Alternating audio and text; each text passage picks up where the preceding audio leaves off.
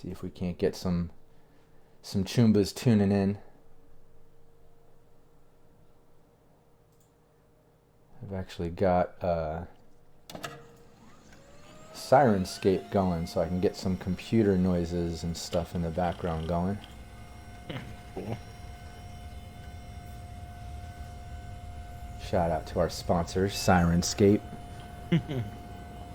And Cyberfight Clothing, Lion Banner Games, Elderwood Academy, Level Up Dice. Also big thanks to our Talsorian Games for hooking up Cyberpunk Uncensored.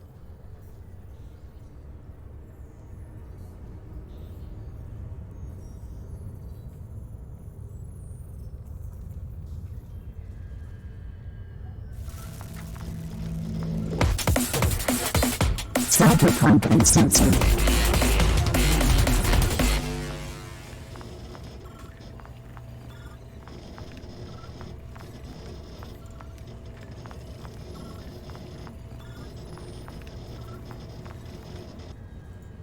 All right, we're live. So what's up, choombas? Hopefully people are tuning in. I got to get that. I got to get the chat going. It doesn't look like it's showing up live here, but yeah, welcome to the deep dive episode on Netrunners. I have a special guest with me today, Onryu, Daniel. He plays Onryu, our Netrunner, in our weekly ongoing every Wednesday. You can check out Team Nameless. We've been doing it a while. We're up to like session 20 something. But yeah, while I try to get the chat going here in the overlay, why don't you I don't know, just do a little introduction for yourself, let people know who you are, and you know, all that good stuff. Sure. So yeah, my real name's Daniel. Play in the weekly Wednesday game with Team Nameless. I play the Onryu Netrunner.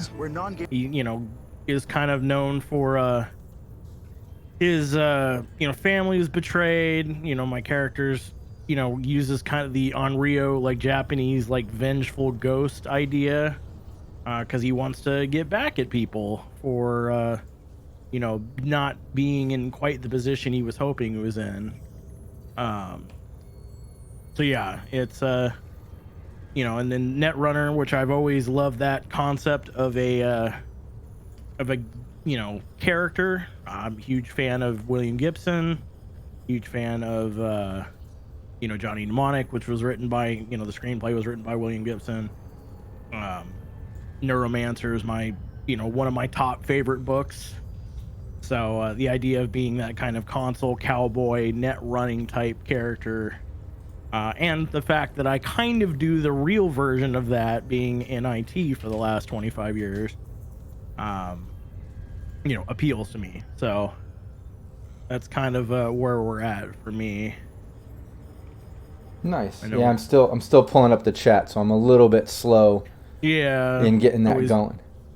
Gotta love the technical issues that come with the streaming. It's always Oh yeah. Well, we had it, automatically pulling, and now for some reason, for technical reasons, it doesn't want to pull in the chat, and I want to make sure we get that because I want everyone to be involved and contribute ideas. So just bear with me. Yeah, I know PW Bind's in here, Eric's in here, Val's now in here. Yeah, I gotta get in there. Let's get in there. Alright, we're almost there. Hold on, people. Bear with me. I feel like we're getting hit by Netrunners that's keeping us from from getting it going, but I'm almost there. But yeah, we're gonna go through a little bit of a deep dive on how net running and Netrunners are. So if you have some questions, I'm sure we'll take address questions. Oh yeah. Later on, get some of that thoughts for those of you in the chat.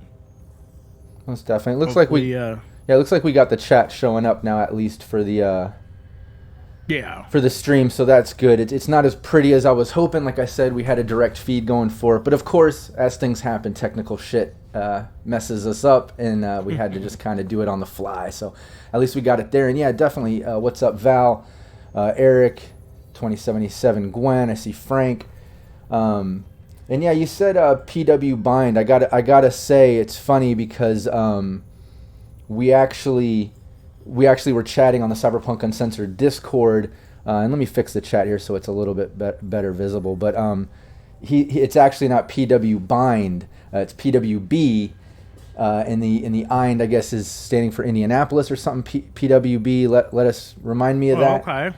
But yeah, we laughed about that a little bit.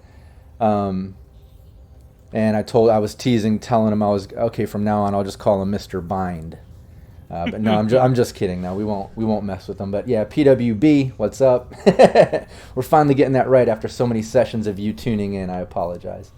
But yeah, this whole deep dive series, like I said, I apologize at getting a clunky start. I wanted to get that chat in the overlay there so people can contribute ideas as we go. What's up, Renegade? Steve from Sirenscape. As you can see, I got some computer sounds going thanks to Sirenscape. But yeah, we're fully going. This series, each episode is going to be about a different role in Cyberpunk RED, and we're going to deep dive it. We're not going to go into the role abilities, how it works in that sense, and like the crunch of it. We're just going to get into like more of the style of it, I guess you could say. If you want to learn about the role abilities and all that kind of stuff, check out my Cyberpunk RED Crash Course tutorial series. I have one on the Netrunner, breaking down the role ability, and then I also have an episode that we did showing how to do a net run, and I did that with Onryu, with Daniel here, our resident Netrunner. So you can check those out if you want to get into details on net running and the Netrunner roll ability and all that crunch. Deep dive is about style, so let's get into it. Before we dive into the different segments, I want to talk about LIFEPATH, archetypes, recommended skills, and all that fun stuff. I do just want to briefly go over what a Netrunner is. And as it is in the book, cybernetic master hackers of the post-net world and brain-burning secret stealers. The one thing I want to mention about Netrunners, which I love, and I'm sure you agree here on Rio, is in Cyberpunk RED, Netrunners are just so much more dangerous. It's just, to me, way more intense because you're no longer remotely hacking or whatever, in the safety of your bathtub chilling, or in a secret hideaway or whatever. You have to be within 6 meters of an access point. So it automatically, I feel, changes the vibe of a Netrunner just with that little aspect of it, because like I said, no longer is it just different personality and style and all that great, but you're actually in meat space. You're in combat, you're within 6 meters of an access point, so you're affected by shit. It makes shit crazier. Like, I feel Netrunners in RED, you're either like super crazy and like willing to get in there and then enter the net, which is like AR, not VR, and risk being in meat space while also being in the net. You got to be crazy. Or you're more like a ninja or a rogue or some shit. You're stealthy, you're trying to be tricky with it and pull it off. But no matter what, it feels more dangerous in RED. How do you feel about all that? Yeah, it's definitely more, because in 2020, for those that may not be familiar with the previous version of Cyberpunk, net running, one being the mechanics of it was very difficult with GMs, because it was its kind of own separate system and game, and it made it a little difficult to deal with parties. But you were kind of in the original 2020, just kicking back. You would enter the net, do your stuff there. Now, granted, you could all get hit by black ice or whatever, and get killed that way, and get your brain melted. But in RED, you have that danger of still dealing with black ice and other net runners that you may run into within that system. But you're in the meat space area to where you can get shot. There's other environmental issues, drones, stuff like that. So you're kind of having to do double duty as far as like protecting yourself between the net running aspect and the just being out in the world and having to deal with wherever you're at, depending on what you're doing. So I think it's absolutely more dangerous in the originals, compared to the past versions. Yeah, I know it definitely has a just a super dangerous vibe to it, because like I said, just strictly because of being in that meat space. And now it's almost like with them, they've got multi layers of danger or potential to take damage now, because when they're in there, they're obviously gonna have to fight, like you said, black ice and stuff, but then they're also can take hits in meat space, and of course they're gonna be the target when they're controlling turrets or drones and they're doing shit to back up their team in meat space. You know, they're gonna be like, fuck, take that dude out. You know, so it's like, I don't know, like I said, I mean, they're crazy kind of or stealthy, you know. The wizards of, like, you know, for those that are familiar with fantasy D&D style, like, they're kind of the support, you know, in the back, but they also obviously have, or at least, you know, and we'll get more into different builds, but the way my character's built, you know, he's also pretty decently dangerous with, you know, pistols and handguns and melee weapons. So it just, you know, you got to kind of keep track of everything, and, you know, there's certain net actions you can do, and you have to kind of balance. Do you do your, you know, set of net actions, you know, 3 or 4 depending on how many interface you have, or do you need to take a meat space action to either shoot back or, you know, whatever? So yeah, it makes it a little more interesting. Most definitely, yeah. Like I said, way more dangerous, more dynamic. It's just, it's in it now. It's not, you know, a separate entity. To me, it's like right in the heart of it, if not somewhat leading the way. It's crucial now, you know, but it's so multifaceted. Like I said, you're taking it from every fucking angle. It's just dangerous. It's crazy. But let's get into it. Let's dive in to you know, to like the life path options. Let's just take, because, you know, that's one thing with Cyberpunk RED is you don't just get the general life path options. You actually get individual life path things that you know, per role, and Netrunner has its own things. I think it's so cool how they dive into that and give it, you know, that sort of individual depth.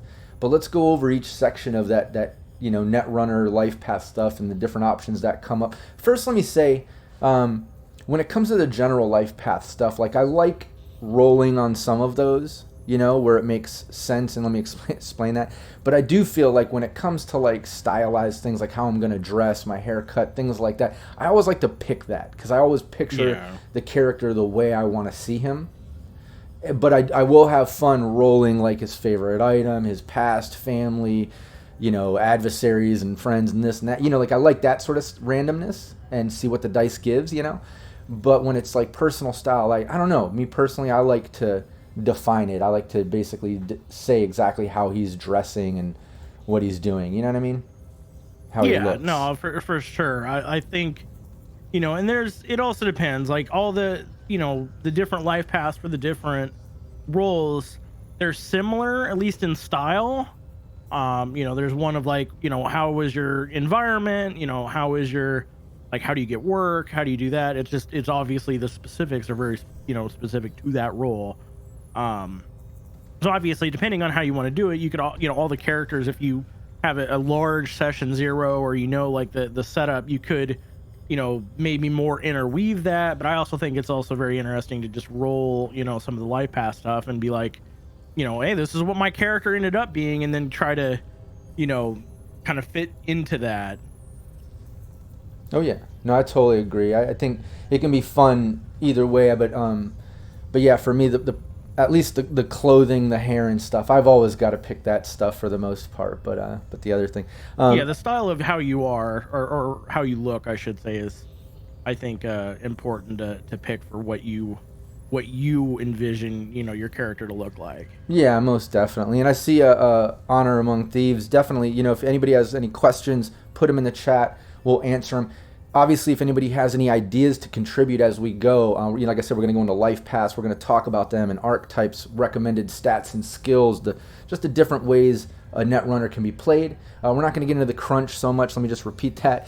I have a separate crash course tutorial on Netrunner and the roll ability, plus doing a Netrun. You can check those out. This is more about the style and the different ways that a Netrunner can be played and all that good stuff. But definitely in chat, if you got questions or contributions, hit them there. We'll be checking on it regularly and putting it right there in the stream. But yeah, let's get into it. Let's talk about, you know, in the Netrunner, personal Netrunner life path, it starts off with what kind of runner are you? Yeah, it's basically what kind of clients, you know, what do you get, or no, I guess technically, yeah, it's what kind, like, who are you? What are you? Like, are you, you know, a freelancer who just hacks for hire? Are you a corporate clone runner who hacks for, you know, the man? You know, are you a hacktivist interested in cracking system and exposing bad guys, which is what Onryu is? Do you like to crack systems for the fun of it? Are you part of a regular team of freelancers, which is a little vague, but like, kind of works out. Like, are you just basically in a mercenary group? Or do you hack for, the media, political, lawmen, like, any of those that, kind of need a Netrunner presence to, get information for the media, get information for Politico, a lawman who obviously, may need some, get some information out of a system. So it's kind of like getting evidence and stuff like that. I would imagine. Exactly. Yeah. Digging up evidence, trying to figure out, if they're trying to, if it's a lawman for, district PD, you can do that. Or, if it's a lawman, the way Red does it, you can, it could be security for Arasaka or Militech or right. One or the other. Yeah, to me, I picture it like, the first off, the freelancer who will hack for hire. To me, that's like your basic Netrunner. I think that's kind of your first go-to when you picture it, like if you're by yourself and you're just trying to make money picking up gigs, being a hacker for hire, right? Like it's just kind of the to me the general generic go-to for Netrunner. And within that, you can be, obviously any style and stuff, and it doesn't mean you can't go on side arcs and pick up side gigs and, go with a certain vibe or whatever. But then to me, after you get beyond that, it starts getting more specific and I don't know, to me more interesting anyways, because then it's like you've got, like you said, the corporate clone runner who hacks for the man. That can be, two sides to that coin there, because we all know corps, like there's obviously the face of a corp where like, go install this program, give this to charity, do this publicly, put on this event and make sure this system works properly to do this or whatever. Then there's the behind the scenes corp, which every corp is trying to, get above their competition and, elbow their way. Yeah, so then there's that side of it too. So if you work for a corp, there might be some like face value good shit you're doing, but then there's definitely going to be some like black ops stuff you're going to do for the corp, and then like hacktivists interested in cracking systems and exposing bad guys. I think that's a refreshing change in Cyberpunk in the sense that Cyberpunk is so cutthroat. You know what I mean? And this is almost like, I don't know, Robin Hood or something? Yeah, maybe like a Robin Hood type thing, or like, and it's not something we've done a huge amount. Like, Onryu's like, doesn't, like, will do whatever, but he's not like going out of his way to like murder people or like to like do, it's just like, I have a job to do, I'm doing this job. But, and we'll get to later of like what kind of like who's gunning for you, but like one of the, the people that Onryu deals with a lot is like pretty shady, and like he's done some work for him and has kind of been indebted to him, but doesn't really want to, deal with them any more than he has to, because he's not exactly a good person. So like I think it is very much a refreshing idea of like, trying to do good, like good in the cyber, like, obviously there is no like good bad, per se. It's just right. How do you survival, survival, how do you keep into that, like, without being too one-sided or hampering yourself to where you can't function. So and then I also like one of the other ones I love, and that is like I just break into systems for the hell of it, like for the fun of it. Yeah, to me that's like I don't know, a bit of an anarchist, like you're just that dude, like I've got these skills, I'm just going to put them to use whenever the hell I feel like it, whether it's funny or if it's for money or just for the hell of it, obviously. Like, yeah, that would be like the idea of like I'm breaking into a system either just to keep testing and improving my skills. Yeah. Or, there's a whole, for those that have played Cyberpunk 2077, there's an entire side story that is all the idea of like, people, this hacker guy just doing things as kind of a prank.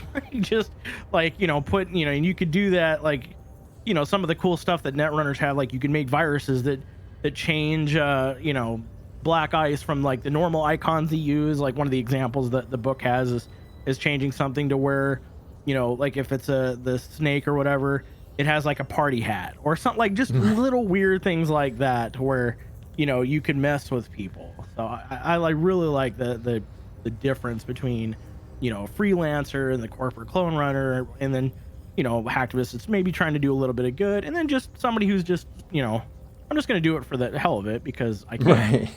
Exactly. Yeah, and honor among thieves. Yeah, so in Cyberpunk RED, the whole Netrunner thing is they have to be within 6 meters of an access point to hack a system. Systems are separated. The internet's been corrupt since the Fourth Corporate War and all that. I mean, you can look up the lore on that. You can also check out my crash course tutorials, like I said, on the Netrunner roll ability, and then doing a net run. That'll totally clear up, the crunch and the way it works.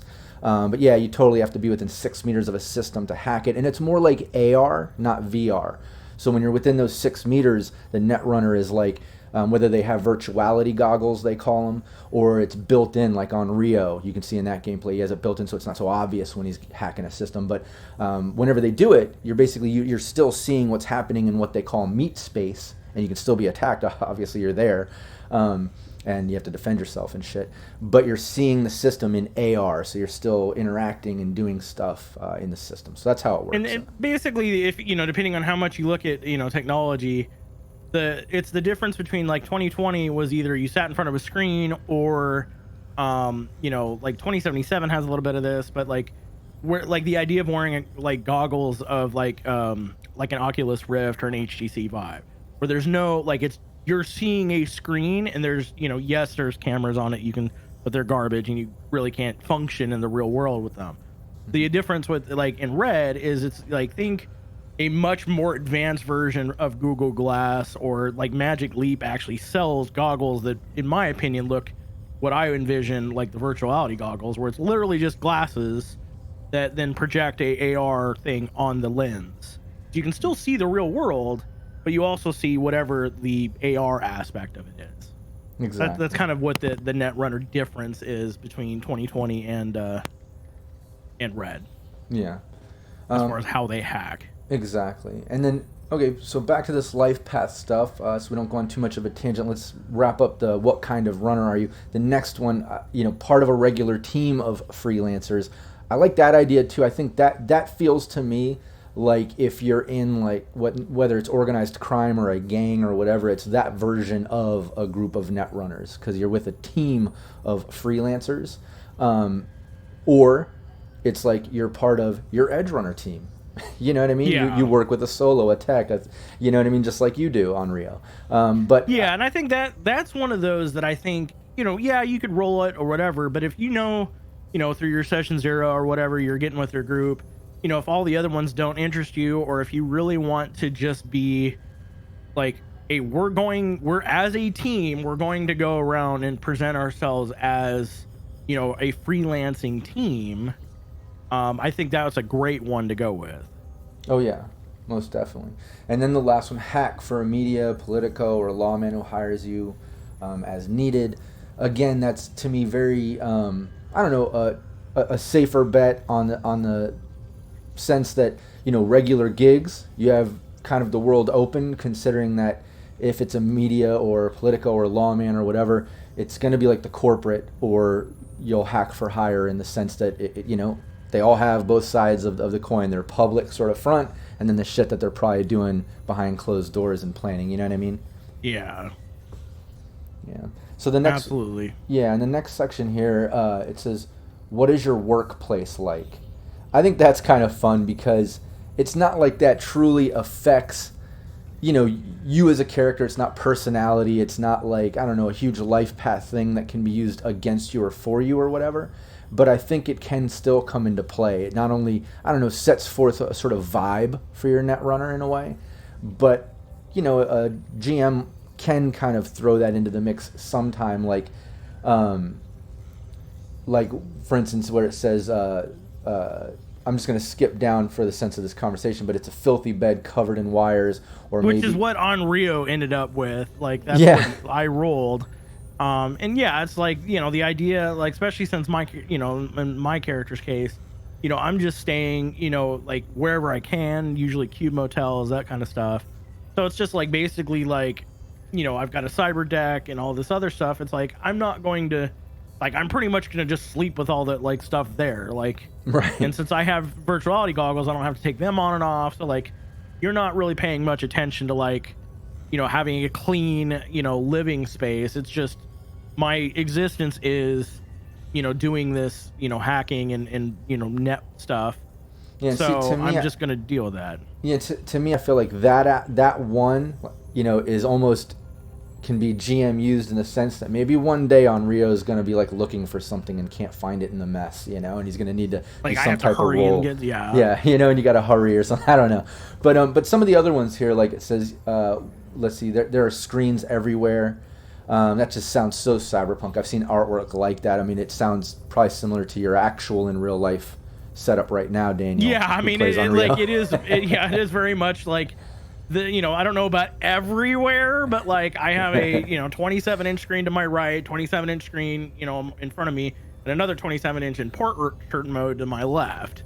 So like I literally have 3 monitors and then my camera, and then I have a whole bunch of mixer equipment and stuff like that. So like that's the closest out of probably all of these. I feel like fit for me as the real person. Yeah, I feel like though when you get up and you leave your screens and shit, like somehow like you grab some like VR system and put it on so you can still see it, like if you have to go grab a shower or cook dinner or something. Yeah, like, and I do have an Oculus Rift that's also to the left of that monitor. So like, yes, I do. While it is has a cable and doesn't go that far, but that's I could use that as well. So. Yeah, and it, I like the second one too. Is like that's kind of what I envision. Maybe the real future of like, it labels it as it looks better in virtuality. You swear, so it's like your living space is maybe not the nicest thing. Maybe you have like especially those of if you have an Oculus Rift, the first thing you do when you put it on is you're in your home in Oculus and you can set that up however you wish. So like you can imagine like you might in AR be like oh there's like things everywhere, but like you can't see them unless you have virtuality goggles. Right. No, and Honor Among Thieves, when we're talking about the screen thing, sounds like the Matrix, totally. Yeah, absolutely. Yeah, and I could see it both ways like that too, depending on the style of your Netrunner, how you want to play it. Is it all, and it kind of plays into this other stuff where it says like minimalist, clean, organized, corporate, modular, utilitarian. I could see it almost like if you incorporate both of those in a way, you can twist it like a bunch of screens, and it's very like Matrix, like rigged up. Some are crooked, duct tape wires. You've been using them forever. You're rigging it. You're just fast. You're constantly focused on the system and programs. So you're not worried about the aesthetic, right? Or it's all clean and perfect and very futuristic style, organized. That style of Netrunner setup, Yeah, exactly. And it's like, oh, you're saying wires all over the floor. Exactly. Yeah. Yeah, like exactly. Matrix. Yeah, running shit everywhere. And like you said, there's one of them is corporate modular utilitarian. You think a corporate con like where you're maybe you have 2 screens and the thing, but the majority of it is kind of very corporate styled. And then you also have the other one that's a minimalist, clean and organized, where it's all, again, like I envision that like you have a small workspace that's got your computer or whatever your setup, but the rest of it is just very minimal. Yeah. And then the last one in that is it just says it's taken over your entire living space, which I can also imagine like that sort of if you have just a setup over in one corner and you have another like workspace, especially if you like start branching off into like maybe you start doing tech stuff or whatever, like where it's just you have no living space other than maybe a very small bed or whatever, but everything else is the net running. Yeah, all the net running stuff. Yeah, and I know you rolled for that one, but and we know it fits in with your real life. But if you had to choose one, which would you choose? Because for me, it's like I love the screens everywhere one, but I think I would combine that with minimalist, clean, organized. Yeah, I would like to be all modern, weird, Yeah, I like the screens everywhere. If I chose one, that's probably what it would be. It looks better in virtuality. It's hard to envision. Yeah, I think that's more of just like a funny thing, that they put to be wise asses. So like, in like, especially corporate modular utilitarian, it's just like, I like, oh, your setup is maybe on a cart that you can move around and like move things around as needed or whatever. But it's like, again, it's kind of like, that's okay. Like, and you can maybe do some role playing stuff. But I think the best one there is either, the filthy bed covered in wires is interesting. Because it leads kind of into like a personality quirk maybe. Exactly. Yeah. But I think that the screens everywhere is just like when I envision net running, and again my real life setup. If I had another monitor that I really wanted, I'd probably put a 4th one above my main one. Like you can go crazy, and it comes in handy because of course I have the chat, the actual chat window on my right one. I have you basically just on my middle monitor. and I have the PDF open on my other monitor. So nice. and I don't have to like close or minimize or do anything like that. I can just move around. Yeah. And that's what I envision net running, and that's kind of how, like I said, I do my stuff. So.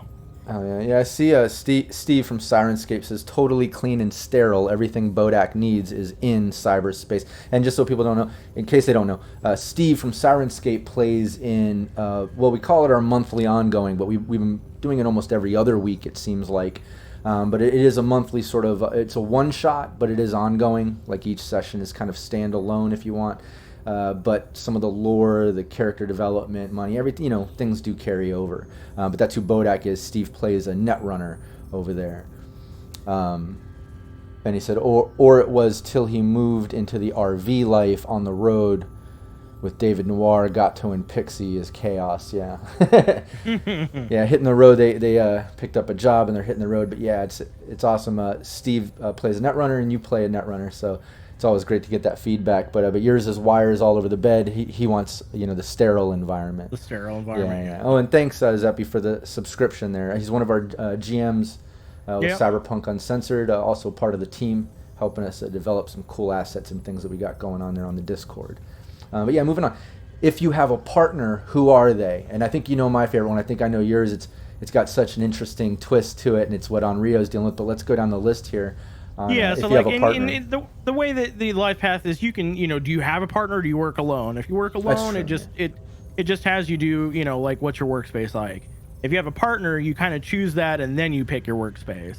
Doesn't matter really ultimately what order you do it in. But yeah, as far as the partners, like you can either have a family member, so maybe you have a brother, sister, dad, mom, whatever that you deal with, or maybe if your character is old enough, you have a kid. Or you can have an old friend, just somebody you kind of dealt with in the past. I like this one, third one, possible romantic partner as well. That could be using the Johnny Silverhand and Alt Cunningham idea. Yeah. The fourth one, which is the one that Rob was alluding to that Onryu uses, is a secret partner who might be a rogue AI. Might. That's what it actually has listed. And and that one I think, again, I rolled all these, but that I would still choose that out of this list. And then the last two are a secret partner with a mob or gang connection, or a secret partner with corporate connections. Yeah, I feel like the last two feel very cyberpunk. They feel dangerous. There's going to be a lot of since you're using the word secret, whether it's gang or corporation, it's going to be a lot of black ops stuff, right? But I think some of the most interesting ones, obviously, are that secret partner who might be a rogue AI, or I like the old friend as well, because that can go either way too. It could be an old friend, exactly. But maybe there's a twist to it. Maybe they're doing you wrong or something. I don't know. But those two to me have the most. Could be good, could be bad. They don't. It leans both ways. The thing I love about this is, it gives you an option of like, do you want to have a partner work alone? And you can obviously do whatever. I highly recommend a partner because one, it help. I think it can totally add something for the GM to like spin off of.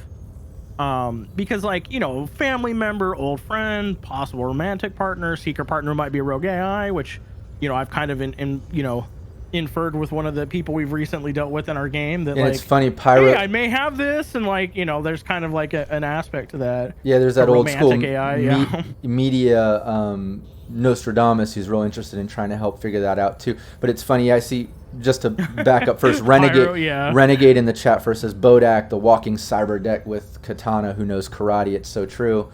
Very similar to Onryu too in that sense, really. But but Pyro putting Rob keeps trying to trying the AI storyline. Yeah, put in the AI story, and Onryu keeps slipping it on the back burner. It is kind of true. There's been a couple things I slipped in and did, and you were just kind of like, all right, cool, moving on. Yeah, we'll hold off on that. But now that we're kind of at this, if you haven't watched, like we're kind of in this, I don't know if I'd call it downtime, but like we're not actively in the middle of like we are actually now, but once we get done with this little thing, presumably we'll go back to that. Onryu might be like, okay, now that I have time, our media friend might. And I see Mr. Bind here in the chat.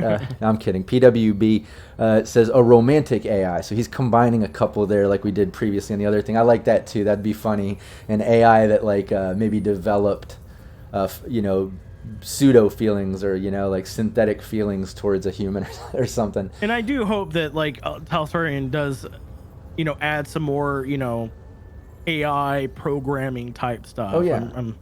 I'm hoping that they'll do that. Yeah, and I see a Val Mulligan in the chat. She plays Raven, the solo with Onryu in our weekly ongoing. That's my beautiful wife, Val. What's up? Hopefully, slipping in a quick break at work to be able to check out this live feed. Just quick, get it in while you can. But yeah, no, I love those as far as partners. And obviously, like we said, I think the old friend, the AI, has the most diverse options, I think, to play with as a GM. Yeah. The next thing here, who are some of your other clients? Yeah, and this one again is great. The first option is some local fixers who send clients your way, which seems like the most generic's not the right term, but the most obvious. Like, oh, it's just that's what fixers do. They find jobs for people that need it. They might need some netrunners to go send to some of their clients. So that seems like a good option. Second one's local gangers who protect your work area while you sweep for net threats, which I think is a great one. If you're, we're doing that a little bit more with Coupler, our tech, who, is dealing with a workshop that, the local gang kind of kept, and, he would do some stuff for them.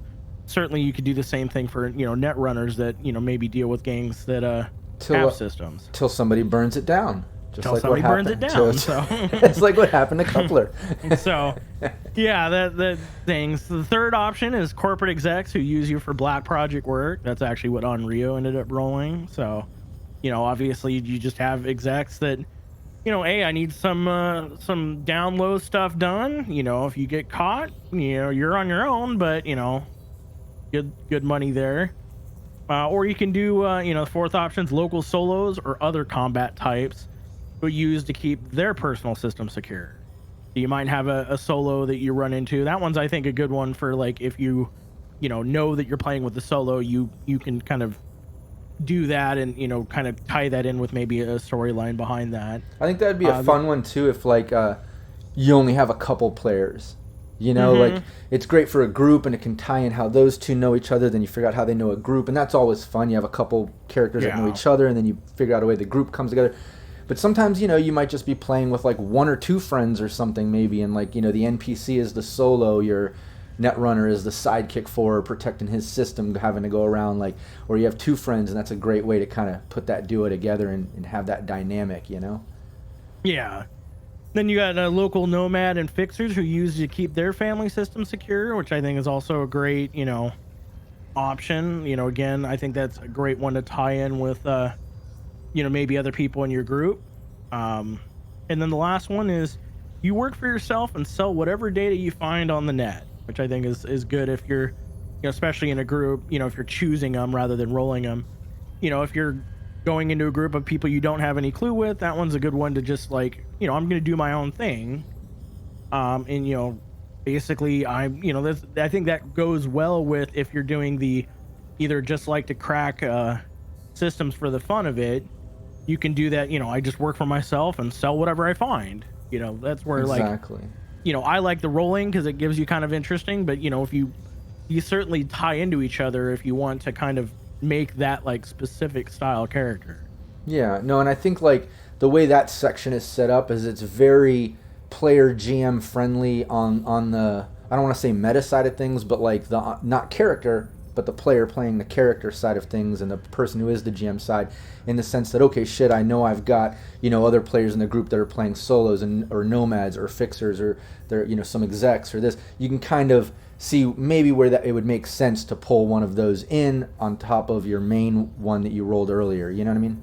Yeah, and I think it also helps, like, sometimes, if you're especially, getting into a group of people, just like, hey, I've got 4 players that suddenly want to play. Let's just get together. They don't know each other, before that. This can do that work or help do that work of like, oh, one of them rolled, the local solos, need their personal system. One of them playing a solo. that's how they know each other. Like, you don't have to go through these mental gymnastics to figure out, like, okay, how can we have your character and my character know each other? Right. Like, it kind of gives you that potential, with this life path stuff. Exactly. Now the next one, where do you get your programs? Let's go over those. Yeah, and this one's real interesting because, again, this it's very could be easily storyline. Yeah, and it's very like Red. It's very Cyberpunk Red. Yeah, I love it.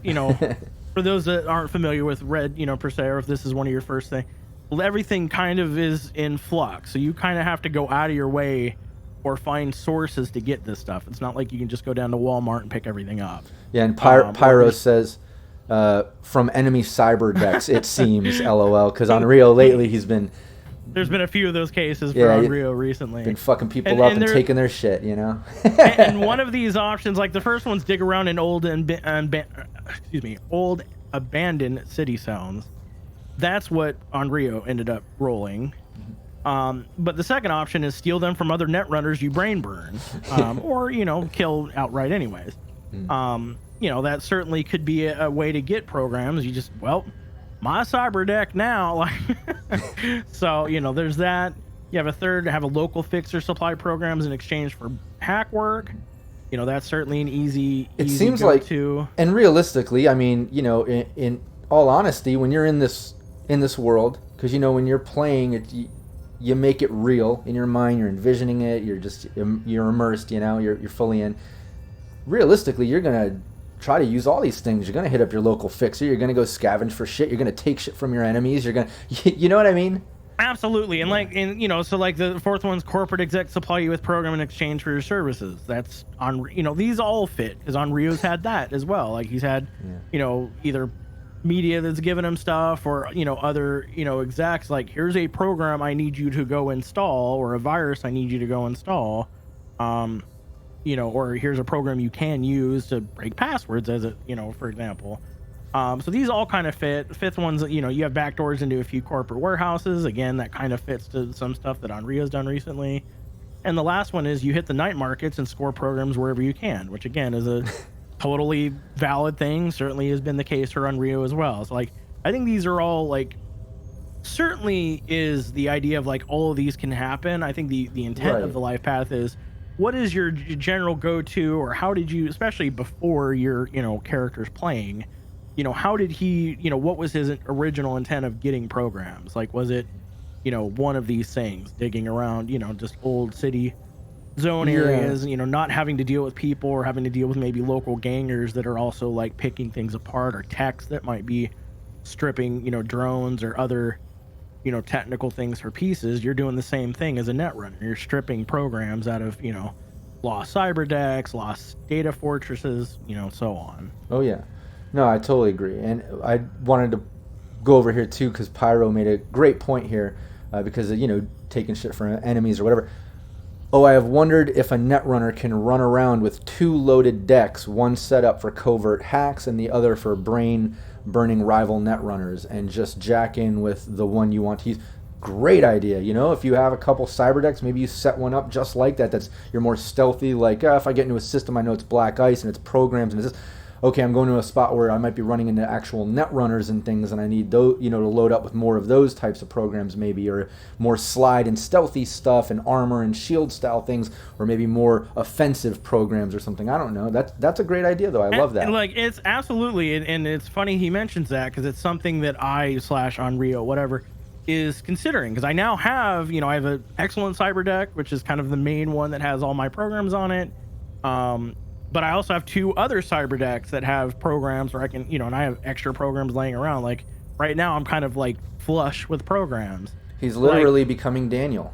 Yeah, exactly. But like the idea, and it's something, this is one of those things I kind of curious on, Alchal Stern's take.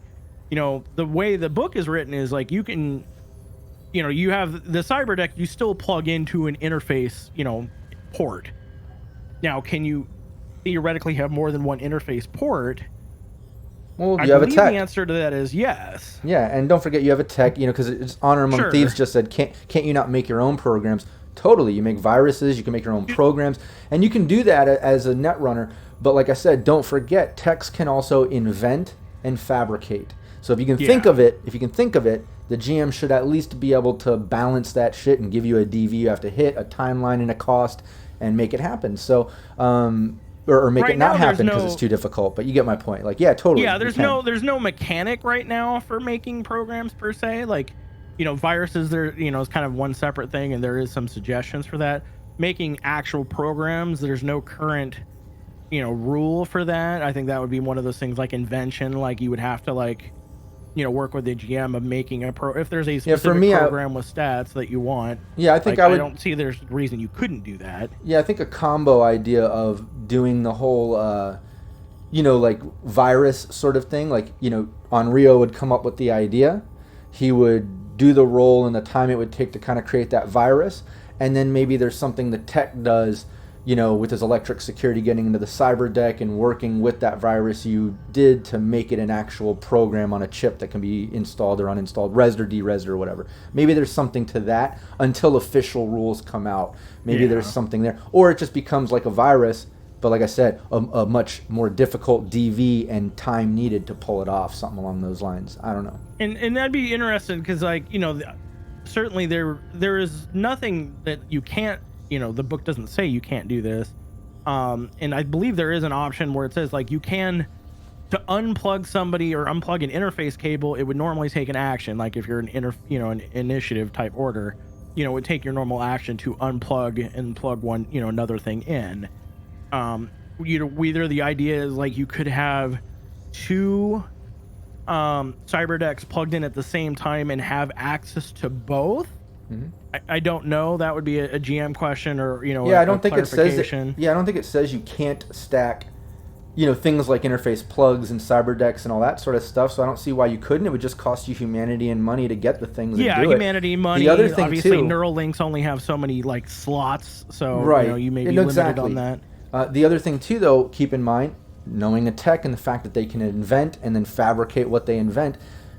That's maybe there can be some type of little mechanic that's a quick change. The cyber decks clip together. There's a little interface quick change where it's a just hub. where you just with a slide of something, it automatically pops out and in the other one or something. I don't know, but maybe that takes a net action to do to flip between the two. Something, yeah. There's certainly, and that, again, this is one of those things that for anybody that's maybe not super familiar with RPGs. The books are great, but don't let that be the only limiter to what can be done. No, and the book is set up for that. Yeah, exactly. And it's literally they have invent Yeah. and fabricate and viruses, and you can create things. So if you can think of it, all you really need at that point is a good GM that can find a way to help make it balanced, or good players that can help do that. I know we're on Netrunner, but just for a quick little example of that, our tech Eric, who plays Coupler, he came up with a couple things to invent for ammo for the solo, and a quick mount, a thing for the med tech, whatever. He came up with the idea, hey, this is what I want to do, and here's kind of what I thought to do to make it fair and balanced. And I didn't even have to think of a way to make it balanced. He thought of a fair way. So to me, man, if you can think of something cool and then you just make it fair and balanced, why not? Put a DV on it that you have to beat, put a time it takes to do it, and cost, Yeah. And to answer real quick before we move on and honor my things, how does the spider bot work in 27.7? How does that stop a Netrunner from net running? That's not really explained, and that's obviously, if you think about it, 2077 is 30 years in the future from what RED is. Yeah. So there's technology we can't even that basically just prevents that, but there's no mechanic for that as far as I'm aware of. Yeah, it just is. Yeah. So yeah, that's kind of how you get your different programs. That's a great way to do it. Yeah, and then the last thing here on the net running LIFEPATH thing is who's gunning for you. Yeah, and this is one of those that I think is really interesting, and that it pretty much, I think every role LIFEPATH has a version of this, but this is obviously a great way to for stories and dealing with that. Is first one is you think it might be a rogue AI or a net ghost. Either way, it's bad news, which I think is a great one that kind of is very interesting. Certainly with the if you're the movie of 2020 and 2077, rogue AI and net ghost are very, I think, cool. Oh, yeah. Second one is just a rival, a rival netrunner who just doesn't like you. Like, they might be somebody who you just constantly run into, maybe is your foil constantly, is like, beats you to places, or maybe you beat them, and it's just kind of this back and forth, concept. Or someone you're always getting gigs before them, beating them to the paid gigs or something, a little somebody jealousy. Who's beating you to the gig, Yeah. And it's just like you're constantly like, like this guy again. Yeah. The third one's corporates who want you to work for them exclusively. That's kind of self-explanatory. Fourth one's lawmen who consider you an illegal black hat and want to bust you. But basically, that's just that's kind of the real world, for those that are familiar with Kevin Mitnick, like just guy who, is just hounded by the law. Fifth one's old clients who think you screwed them over. That's a very classic Netrunner style. Oh, yeah. Or, that kind of console cowboy. That's certainly, Neuromancer comes to mind as being, pretty much that is who's gunning for him. And the last one is, and this is the one that Onryu ended up rolling, a fixer or another client who wants your services exclusively. And I think that one's also very interesting, and we've,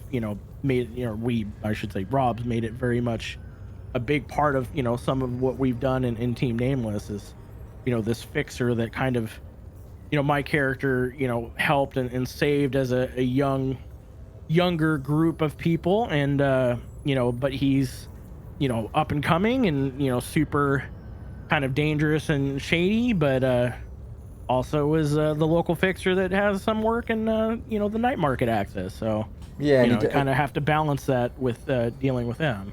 Yeah, because he definitely wants you exclusive, but he's playing the game. He's a fixer, and I can't get into it too much because we don't want to give away too much about, Sure.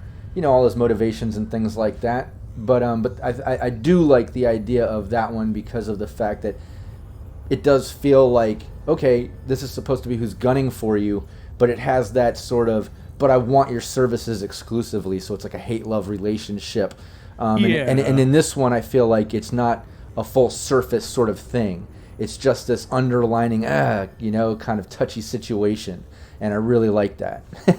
Yeah, exactly. And I who's gunning for you? It's not necessarily, these people that are like, I'm going to kill you or beat you. It's just who is after either, maybe negatively, like, rival netrunners may just want to end you. But, the corporate who wants your work exclusively, these might be just people who want you, and ultimately, in an unhealthy way.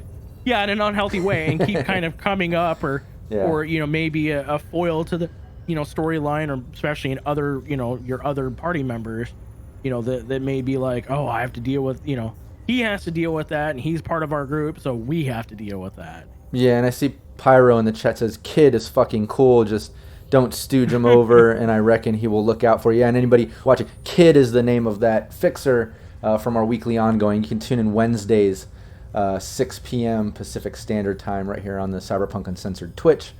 But Kid he's a character. He's dangerous as hell. He's young, came up quick. But yeah, I think he's fucking cool too. I appreciate that, Pyro.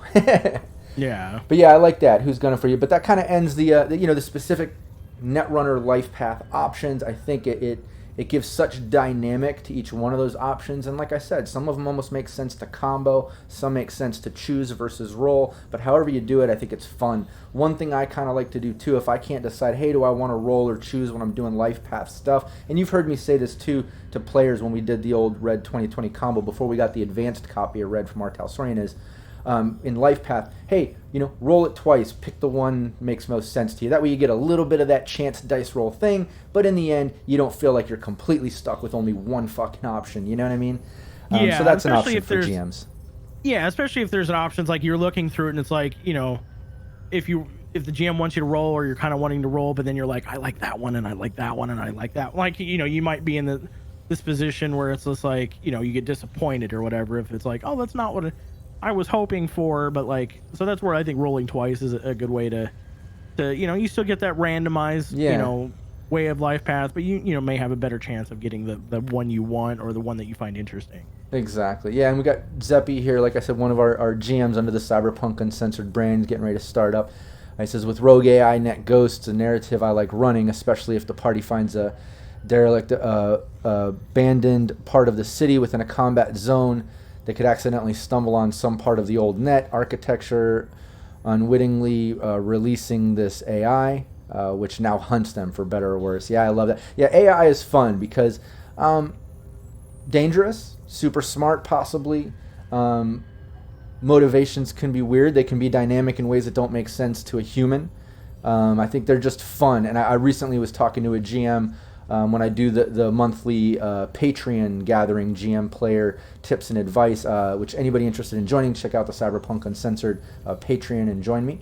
But I was recently talking to a GM on there about AI and how you can use that to almost make like a ghost story or horror session, in a way, because AI can totally mimic horror or ghost sort of things that can happen in meat space, using items that they control and stuff. But and I also see Master Beefy in here. That's GM Jack, who runs sessions for Cyberpunk Uncensored. And that's an example of earlier when I was talking about if you might just have a couple players and want to run a session with that whole Netrunner solo duo. He recently did a session you can check out on the Cyberpunk Uncensored YouTube.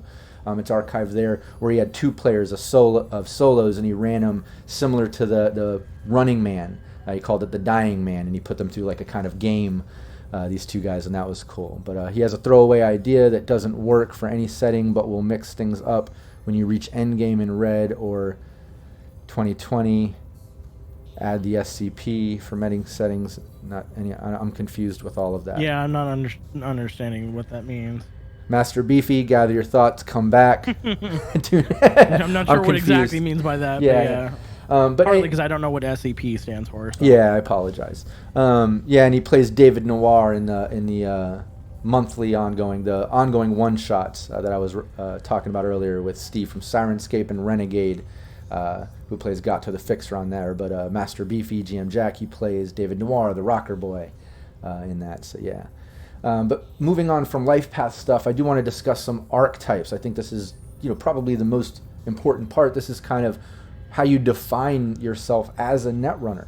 You can take all the general LifePath stuff, how you look, how you're living, your workspace, how you get programs, maybe who you work for, enemies, friends, all that typical stuff. But ultimately, once you do that, it comes down to how are you going to play that character and exactly what type of netrunner with all of those aspects combined. How is that netrunner going to be? And I think it comes down to a handful of basic kind of categories, but obviously there's all kinds of tangents and details within it. And anybody in chat, chime in most definitely if you have ideas. But to me, I always feel like, the main ones are obviously, you're either going to be like that loner type. You're going to be like, and whether you're loner or you work with team, and within team, it's either like that gang vibe or maybe a corp vibe or something, or the team of netrunners, right? If it's not loner or team based, I always think it comes down to like pro corp or anti corp. You know what I mean? And that's regardless if you're like that hacker for fun or for hire or whatever. It always seems like when you're a netrunner, you kind of have that first and foremost life choice to make as a hacker. Are you pro corp or anti corp? It always feels like that to me, anyways. Yeah, and I think it's very cyberpunk. Like, are you especially 2077 makes a huge thing of this. Like, are you for the corp? Do you want to do jobs for them? Do you want to are you okay with certain corps? Not obviously some are more shady than others. But like, are you good with that, or are you more of the street kid? Like, I'm better, I'm more equipped or better dealing with gangs. Screw the man, screw the corpse. I'm gonna, work, out of my way to go mess with them. That kind of stuff. Like, I think there is a certain, those two, obviously there's tangents like you said, but those are kind of the 2 big paths of like, which side of Night City being the main city, which side do you want to go with, the street or the man?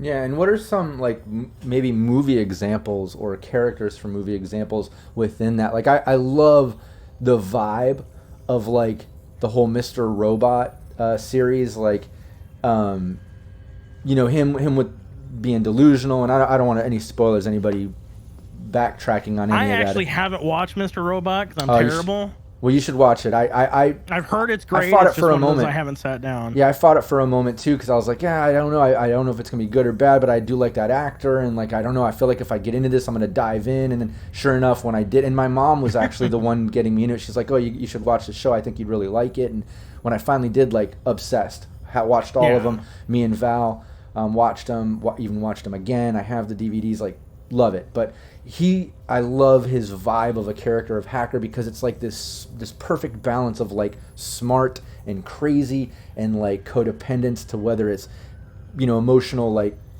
people stuff or drug stuff, and like again I don't want to do too many spoilers, but like and then PTSD style stuff. Like it's just this whole, he's just very deep and dynamic, and I don't know, I love him as a hacker. But he definitely leans more on that sort of like chaotic, messy side of things, like messy hair and like strung out, and like he's got that sort of vibe. Less of like the sleek modern tech, slick back hair, perfectly clean and like articulate. Like Johnny Mnemonic is the other one that like let's all say we all love Keanu Reeves, but the idea of that.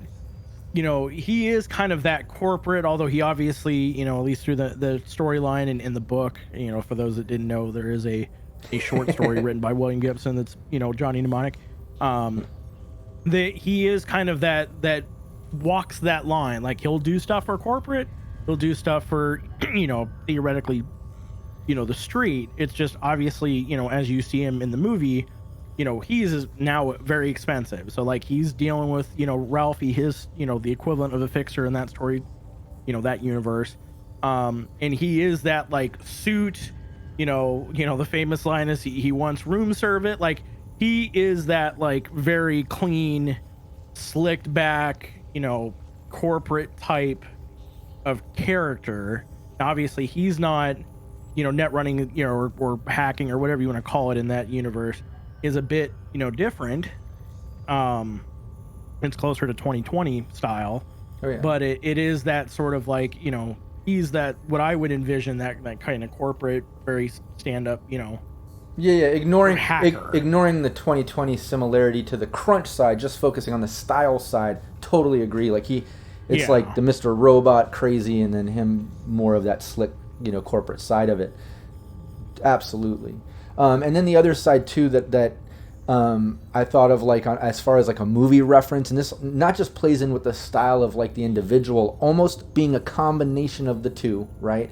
But also the whole team aspect, but on the back end of Black Op Corp, if not terrorist style, and that's like the whole Die Hard thing, Gruber's team. Yeah. Invading the tower, and like just how that team's like under pressure and they're all hacking, and they're a team of them or whatever. They come across like smart, tech savvy, somewhat together, but they're not as like sleek as like Gruber in the sense of like all suits and completely teched out and in charge, but still have attitude and give it back. You know what I mean? But like I don't know, it's just it's kind of interesting, and to me it almost has a vibe of like the Mr. Robot Mnemonic combo almost. Yeah, and while I watch a stupid amount of movies, I also like books. So like Neuromancer, is obviously the most famous, example of what cyberpunk is. Arguably that was first, because obviously Mike Pondsmith grabbed a lot of inspiration from that. But you got Case, the main character in there. He's kind of, and he's closer to what I kind of play Onryu, where he's not like the cleanest guy, not like some messy dude. He's kind of he's definitely a elite hacker, but he also knows how to use a gun and knows how to like defend himself and stuff like that, where there's other characters, Hackers, the movie is a great example of like these guys are hackers, but like they wouldn't know what to do with a gun if you gave it to them. Like they would like they'd be lost, because they're mostly kids, they're pretty much all kids. So they're not, they know how to hack, in the 95, era of hacking, but they need, if you're going to do the, in Red, they would need protection. They would need a solo, because they're useless otherwise. And I think that's a great thing to mention too, because I do want to get into stats and skills. We'll hit that subject next, but as far as the archetypes and stuff, I think that's an important thing, because in Cyberpunk Red, it's like kind of what you just said. because you have to be within 6 meters of an access point, and you're in that meat space, dealing with what the team's dealing with, plus you're in that AR system dealing with programs and that side of it. It's like, man, you need to decide, all right, cool, like I'm obviously doing the programs and that because I'm a Netrunner, but am I also going to incorporate the ability to evade or fight or do things to protect myself in meat space, or am I making sure I'm part of a team that can help protect me while I do what I need to do in the system? And I think that's kind of cool because that's very defining of the Netrunner in the character. Because, you know, are they that sort of like, you know, slick and stealthy program guy in Netrunner, but kind of feeble in real world, like, oh, protect me, but I'm a badass in the system? Or are they kind of nerdy and scared in the real world, but they're just like a genius in there, almost like a Rain Man style when they hit the system, you know? Or are they kind of like ninja, like I was saying earlier, ninja rogue style, like, all right, I'm very stealthy and ninja, like I'll kick your ass if you get too close, I know how to protect myself, but I'm just like that in the system as well, which to me is very, you know, Steve from Sirenscape, who plays Bodak in the one-shot ongoing, and Onryu, the Netrunner you play in our weekly ongoing, both of you guys have Netrunners very similar to that, where like they can do some kick-ass stuff, but they're also really good in the net.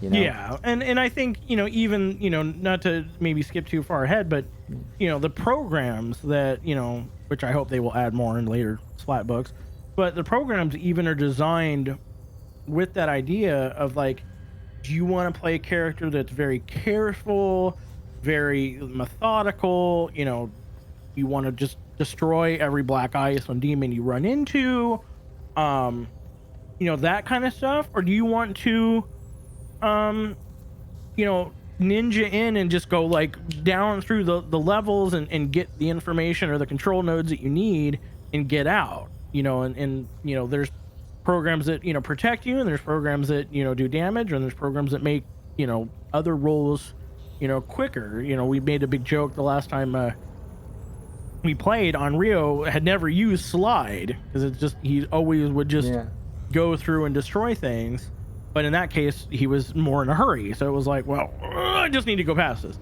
And it was good that you did it on that too, because I don't even know if you caught on the detail, but I think you were doing it to a Kraken. Which that program, once they, you know, they do a decent amount of damage, they're pretty tough, but once they do a hit, it's like you can't progress. You have to deal with them. You're stuck there until you're done dealing with that. Yeah, I'm pretty sure. So they do they do three sets of damage, and then you can't jack out or progress deeper into the architecture. You can stay there. Now you can still, you know, jack out unsafely, but then you run the, you know, you obviously get hit again if you haven't taken it. So like it's just, it kind of hold, you know, as the name Kraken kind of implies, it holds you with its tentacles until, you know, you get rid of it. Yeah, so that was good. You know, the first time using slide, you successfully got away from something that potentially could have stuck you there for a while, you know. Yeah, stuck, for at least until the next turn. It, you know, it's not too crazy. But of course, if it keeps hitting you, then you're stuck there until you kill it. That's not exactly a small program. So you know, even the programs lead to that idea of archetypes of like, do you want to be quick? Do you want to be methodical? Do you want to, you know, have a balance of two? That's why I think the idea, the implication of you having maybe multiple decks that you kind of can flip between. Obviously, there's also the idea of like, you know, how do you deal with, you know, enemy Netrunners if you run into them? Because that's a whole nother set of, you know, do you want to have, you know, your own black ice, which I think is, you know, interesting, but obviously, you know, if that program gets destroyed, you might, you know, that'd be a big loss. Yeah, they're expensive. But no, I totally agree. You know, the programs kind of define the archetype as well, totally, just like stats and skills. We'll get into stats and skills in just a moment. But yeah, speaking of programs, let's talk about that just at least a little bit. Some of the more, you know, stealthy ones, because there's like Speedy Gonzalez, and which is the one that helps you with slide. Well, speed. So it's you know, Speedy, you know, basically increases the speed. So when you first hit a black ice, you know, you get the jump on it. You have, you can get the jump on it, or at least it prevent it from getting the jump on you, I guess is maybe a slightly better way of saying it. Yeah. Which means that, you know, you don't have to worry about getting hit like right off the bat. So it gives you that option to slide and not have to deal with it at all. Or if you have enough, you know, programs where you can feel like you can destroy it, like Onryu has two programs of sword loaded. So with his current 3 net actions, if he starts out that way, he can just go sword, zap. And, if he rolls decently, he can pretty much destroy most, decent programs. Or certainly do enough damage that, like, the next turn you can finish him off. But you also have, things like Eraser, which, is another one of those kind of ninja programs what increases your cloak when you get down to the end. It increases your ability to hide what you've done, especially if you write a virus, which is mostly what that's used for. Oh yeah. But yeah, most of the programs, a lot of them, like Deck Crash, prevents other Netrunners from jacking out, similar to that Kraken. Or I'm sorry, that makes them get knocked out. One of them, I thought it was Super Glue, which I love the names of these, where that, like, literally super glues them to that spot and they can't safely jack out. Now, obviously, if they don't have any black ice to worry about, they can just, effectively walk away from the access point and jack out that way. Yeah. No, and I think, like, as far as archetype too, like, it plays in if, not just if you're trying to be stealthy and slick or more battle heavy, but that, like I was saying earlier, if you're that more like timid but smart and slick, leaning more towards that, less of the combat, maybe your whole thing is using some of these things that stick Netrunners or programs or slide away from them, or more armor and shield and protect from them, instead of the programs where you're going to deal damage and really try to fight it out with them and lean more on that side of it, and it's really both. They're still pulling from the same roll ability, the same D10, so it's all going to come down to what programs you load yourself with, which is really just player decision. It's how you want your character to be. It really is you determining the archetype of your character and giving it that personality of how you want to be. And speaking of the personality on the player side, because I see PWB here says, how do you classify yourself, a character driven player or power player or other? And I would say, speaking of the players in my games, both the weekly ongoing that Onryo's in, and the one-shot ongoing that we do monthly or every other week or whatever, I'm lucky that most of my players are very much character-driven players. There's not a lot of meta. There's not a lot of, unless there's side convo about, like, some planning, within players talking to each other about stuff. For the most part, I feel like, I don't hear from Daniel that much in gameplay. I hear from Onryu, and I love that. Yeah. I love that everyone is kind of in character. Everyone's really good at role playing, and I like that. Like I said, it helps that, like, I'm, playing somewhat. Obviously, I'm not, totally that way, but I'm playing very much a character that, like, if the universe was very different, like, I could be that character. No, you are. You even of the time. You even have the katana and shit. You have the sword and, like. I do. I have a katana that's left, about 10 foot to my left, by my door, on a stand. So, like, I'm very much that. I am a giant nerd. I have, I've got a, I'm mostly a Star Wars nerd, but Star Wars, believe it or not, has a lot of cyberpunk. Especially in the newer stuff and the cartoons, there's a lot of cyberpunk overlap in the way that they present, much of, certain aspects of Star Wars. So it is very much, I play that sort of thing. And I think that helps a lot. If you're playing, if I was playing a woman that was, trying to think, like a media, like it, it'd be interesting, and I can certainly try to play that off. And I have a mixer that I can pitch my voice however I wish. But, it's obviously, going off of a set of skills that I don't generally have. So it's a little harder, I think, to do that. Oh, yeah. But, yeah, I don't think we do.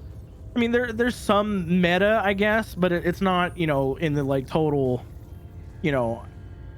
anything that I would think is damaging. No, exactly. That's what I like about it, is when it does come into play, it'll be like all of a sudden, like, I don't know, Eric or Val or Daniel or Ariel, the actual players, not the characters, will ask another player, like, oh wait, no, what was that guy's name? Or, oh, didn't he already say this to you at that point?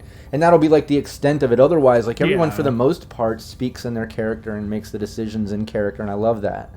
And that's always hard to do because, like, you're playing, 2-3 hours every week, but in game, what that conversation you're just referring to happened 10 seconds, or right. Maybe 5 minutes ago. So it's like, everyone has real lives. They, something can't necessarily keep them all in one chunk. So sometimes there might be a meta like, wait a minute, didn't But yeah, I think that, at least in my viewpoint of my many 25, 30 years of doing, tabletop, trying to eliminate that completely, I think can cause issues, in my opinion. Yeah, totally. Role playing is a little fun. Yeah, role playing has to have a little bit of that balance. You know, you have to, because that's how you play, especially with other people. You know, but moving on from that, you know, and again, anybody in chat, if you have anything to comment on a previous thing that we mentioned, whether it be the archetypes or the life path stuff or movie references, put it in there. We're still going to reference chat and pull info in, but moving forward, I do want to talk about recommended stats and skills, and to me this kind of plays into what type of netrunner you're going to be. Yeah. And to me it's like I feel, and I'll say this, I'll briefly say it. I made some notes and I'll get more into it, but I'll briefly say what I want to say about it, and then I want to hear from you. I want you to dive in on it as well, not just on Rio and how you do it, but options and shit. Sure. And then I'll chime in too. But my first thought with all this is obviously with stats, I think it's really important for a netrunner to have a good move stat. Because let's not forget, Cyberpunk RED, you have to be within 6 meters of an access point, and you're stuck in this meat space while you're also in the system, which is like AR. So to me, I feel like move and dexterity, because even if you're going to play it like dodgy and defensive, that's your evasion skill. That's going to pull from dex, If you're going to be more combat and like try to defend yourself, true, maybe a little on reflex if you want to be like ranged attacks, but like I said, the fact you have to be within 6 meters of an access point sticks you in a small area, meaning you're probably going to have to deal with more hand-to-hand if someone's coming at you. So I feel like dex, whether you're playing that evasive sort of guy avoiding combat, or you're going to defend yourself with some martial arts or a melee weapon, I think dex is a good one. But to me, move and dex, and then also thinking, depending on how you're going to play it, maybe intelligence or tech, because of work and other things. And back to dex, like stealthy, that plays in if you're that ninja rogue style. And then it plays into the different skills based on the way you're going to play those archetypes. Like I said, if you're going to be more evasion and stealth and martial arts and melee, or if you're going to be more like deduction and cryptography and things like that, to where maybe your intelligence should be a little bit more, or you're picking locks, like I said, and being the sneaky type. So that's my brief little breakdown of how I feel it could be. It always leans one of two ways with me, like that stealthy fighter ninja rogue style netrunner, or you're the more like leaning on intellect and tech and maybe avoiding that, you know what I mean? But that's where I kind of lean. But first and foremost on stats, the move and dex I always feel are the most important. But take the mic, talk about stats and skills, netrunner options, and how you feel about it when it comes to archetypes. So like basically, well, I'll go with this because like if for those that are familiar with Red, you have multiple ways you can create the character, one of which is just a straight template. Like, you want to play a netrunner, here's the template for the netrunner. And mostly, I kind of used a lot of that as, what I ended up. I modified a few things.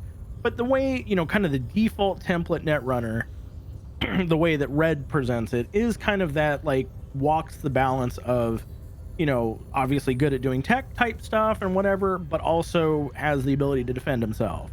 So like, you have a high evasion, a handgun, which, is easy for, kind of a light weapon, as it were. And that's pretty much it. Now, on Rio, I modified it to where, I took some points from other stuff, because I did it with, not the template, you build your own character. And I added melee, partly because I wanted that katana, the ability, like the ability to use a katana. But, so you kind of have that balance between those two. I on Rio, in some of these, I kind of learned after we played for a while, and it's like, oh, if I started over and I wanted to min-max things, which I'm bad about sometimes, I probably would modify some stuff, because on Rio's move is only 5, which is bit him in the butt a couple of times, because he's been hit some black ice that lowered his move literally to the lowest you can get, which is 1. And obviously it does prevent you from moving quickly from spot to spot. The other one that I would maybe potentially modify would be increasing luck. I think luck actually is, for all the roles, but net running especially, I think becomes very important, because for those that aren't familiar, it lets you basically up one of your, like if you roll a 5, you get an additional +1 if you use a luck.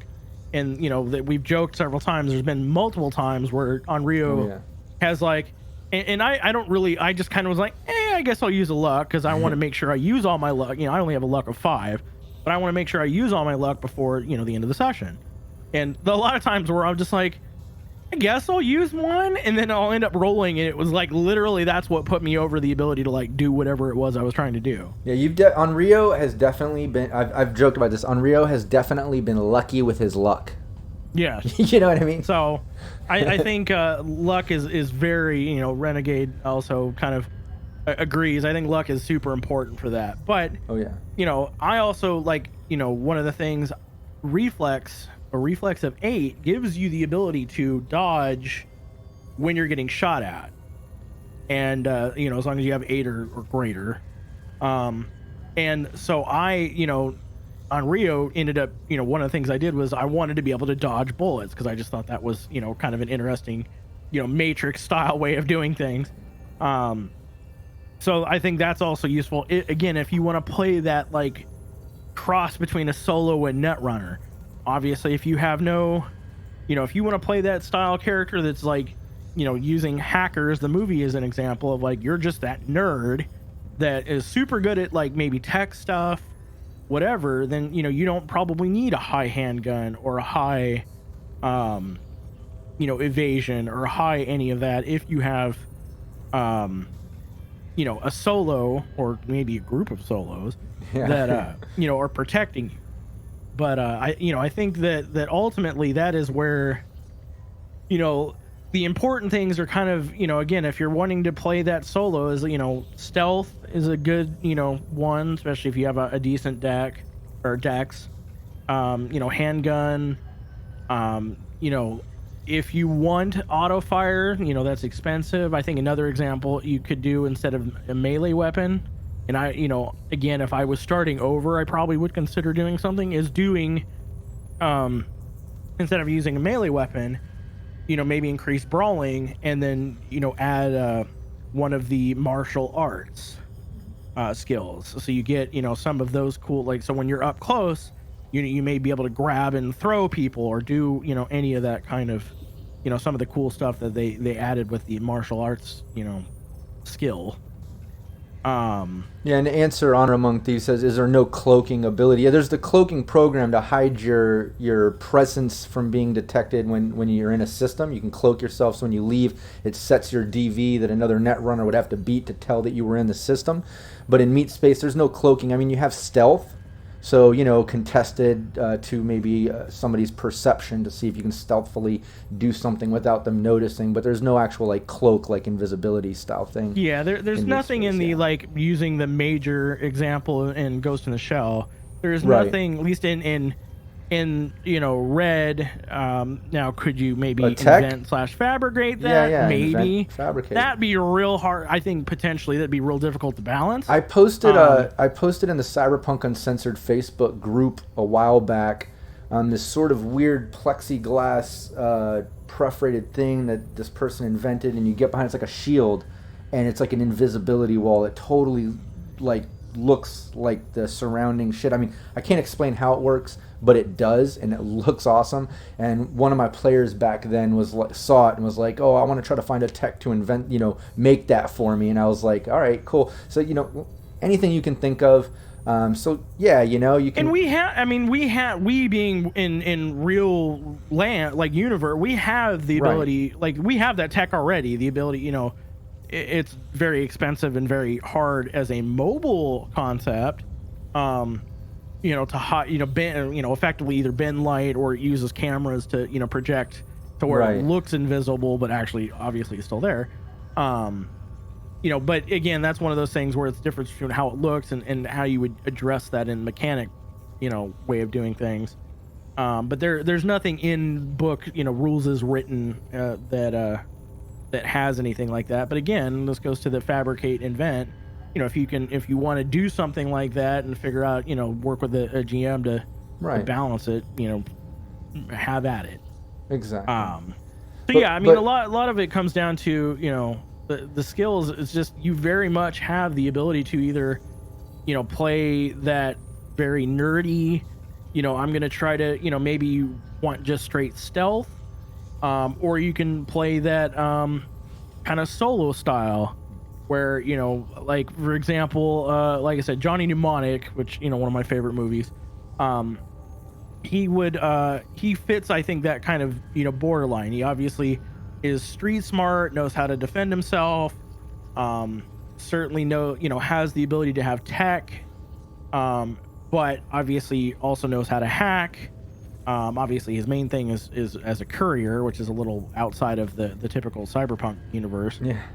But certainly can be done, because obviously sending things over your agent, it's kind of whatever that data pool is, you may, that may get intercepted. So there may be a case where, there certainly is a, memory chip slot. There's certainly things you can store on there, physically, sneaker net it, walk over to somewhere else, so you can certainly play Johnny Mnemonic, the character in Cyberpunk, and certainly have a story that's related to that idea. Exactly. I don't think there's anything that says you can't do that. Right.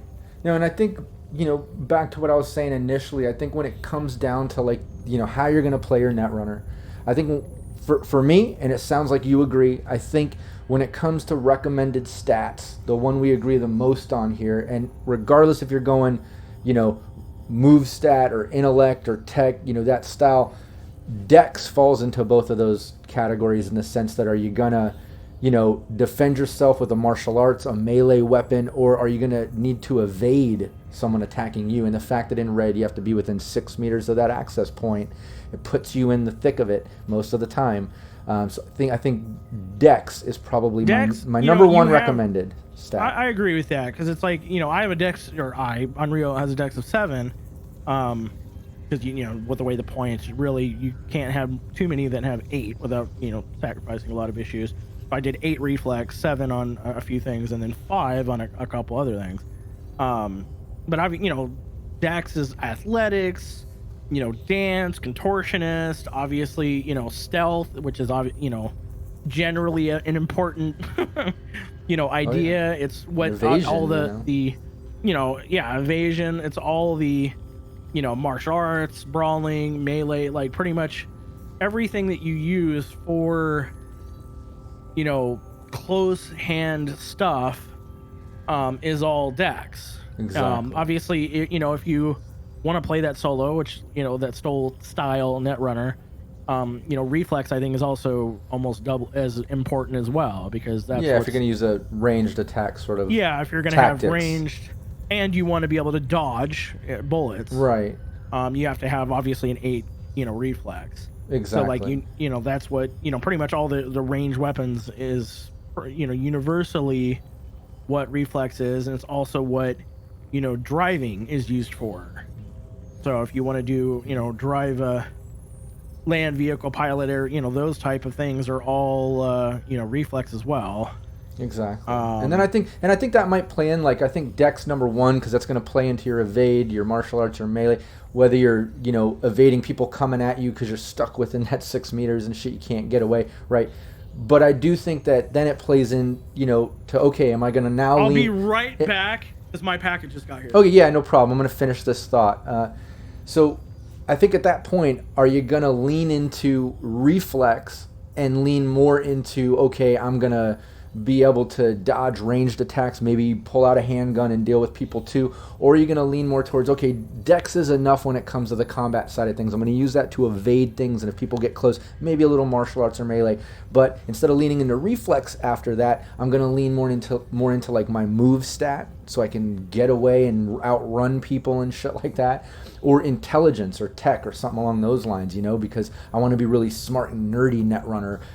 Some dex, evade, but I'm not worried about reflex and attacking as much, maybe a little martial arts, but I'm more of the thinker, so I want to lean more into like deduction, cryptography, shit like that, or tech if you're picking locks and being sneaky with it, like a ninja or rogue style. So that's why I think it really just, for me anyways, and correct me if I'm wrong, I know there's 100 ways that you can kind of play this, but with a Netrunner it always leans, and with a lot of roles, it leans one of those two ways. You know what I mean? Either you're that kind of Netrunner, particularly because of what it is. The more smart program, like nerdy side, and almost feeble in combat, but like I said, a little bit of dex can evade stuff, or that more ninja, like, you know, I'm smart enough to do programs and shit like that, like I'm a Netrunner, but I can defend myself and even get it, you know, on the offense sometimes. Like I have a sword and I'm good at it, or I can bust out my handgun and I'm a sharpshooter. So I think that kind of, you know, you can play it either one of those ways. And oh, what's up, Method? I see you there in the chat. Not sure if you've been there, but I see you using the gun emoji there. Let me see you catch up on chat. Interfaceability cloak. Yeah, thanks, Renegade. Yeah, anybody interested in learning more about the interfaceability cloak and exactly what that is? It's on page 147 of the Cyberpunk RED book. So Renegade, thanks so much. Renegade, like I said earlier, he plays Gato the Fixer in my one-shot ongoing. Oh, just woke up or just work up? Just woke up, I think you're saying. Method. Yeah, and anybody interested, Method is also in part of our team there at Cyberpunk Uncensored Discord. Make sure you join that and check out everything we have. We're starting to create a lot of really cool assets there. But no, Sorry about that. Yeah, no problem. Just to give you just a quick recap. I mean, I went a little bit in depth, but I was saying after Dex being number one, because you can kind of play it whether the evasive side or more on like, oh, I also can do martial arts and melee. I think secondary after that, you either decide like, okay, am I leaning more towards the combat ninja rogue style, in which case make sure I have enough reflex to use evasion on ranged attacks and I can use a handgun and be a bit of a sharpshooter if I need to, or after Dex am I leaning, you know, more on that nerdy intellect side and more intelligence and technique and stuff, the tech stats, so I can do more deduction, cryptography, maybe a little pick lock and sneaky stuff, or tech things, you know what I mean? Yeah, and so I like, you know, my character's kind of high reflex, high dex, low move, low intelligence, and by low I mean like 5. So like, right, not like average. Super low, but just like, you know, average, maybe slightly below average, because average is effectively 6s and everything, and then you get +2 to put somewhere else, and then you can kind of adjust as needed.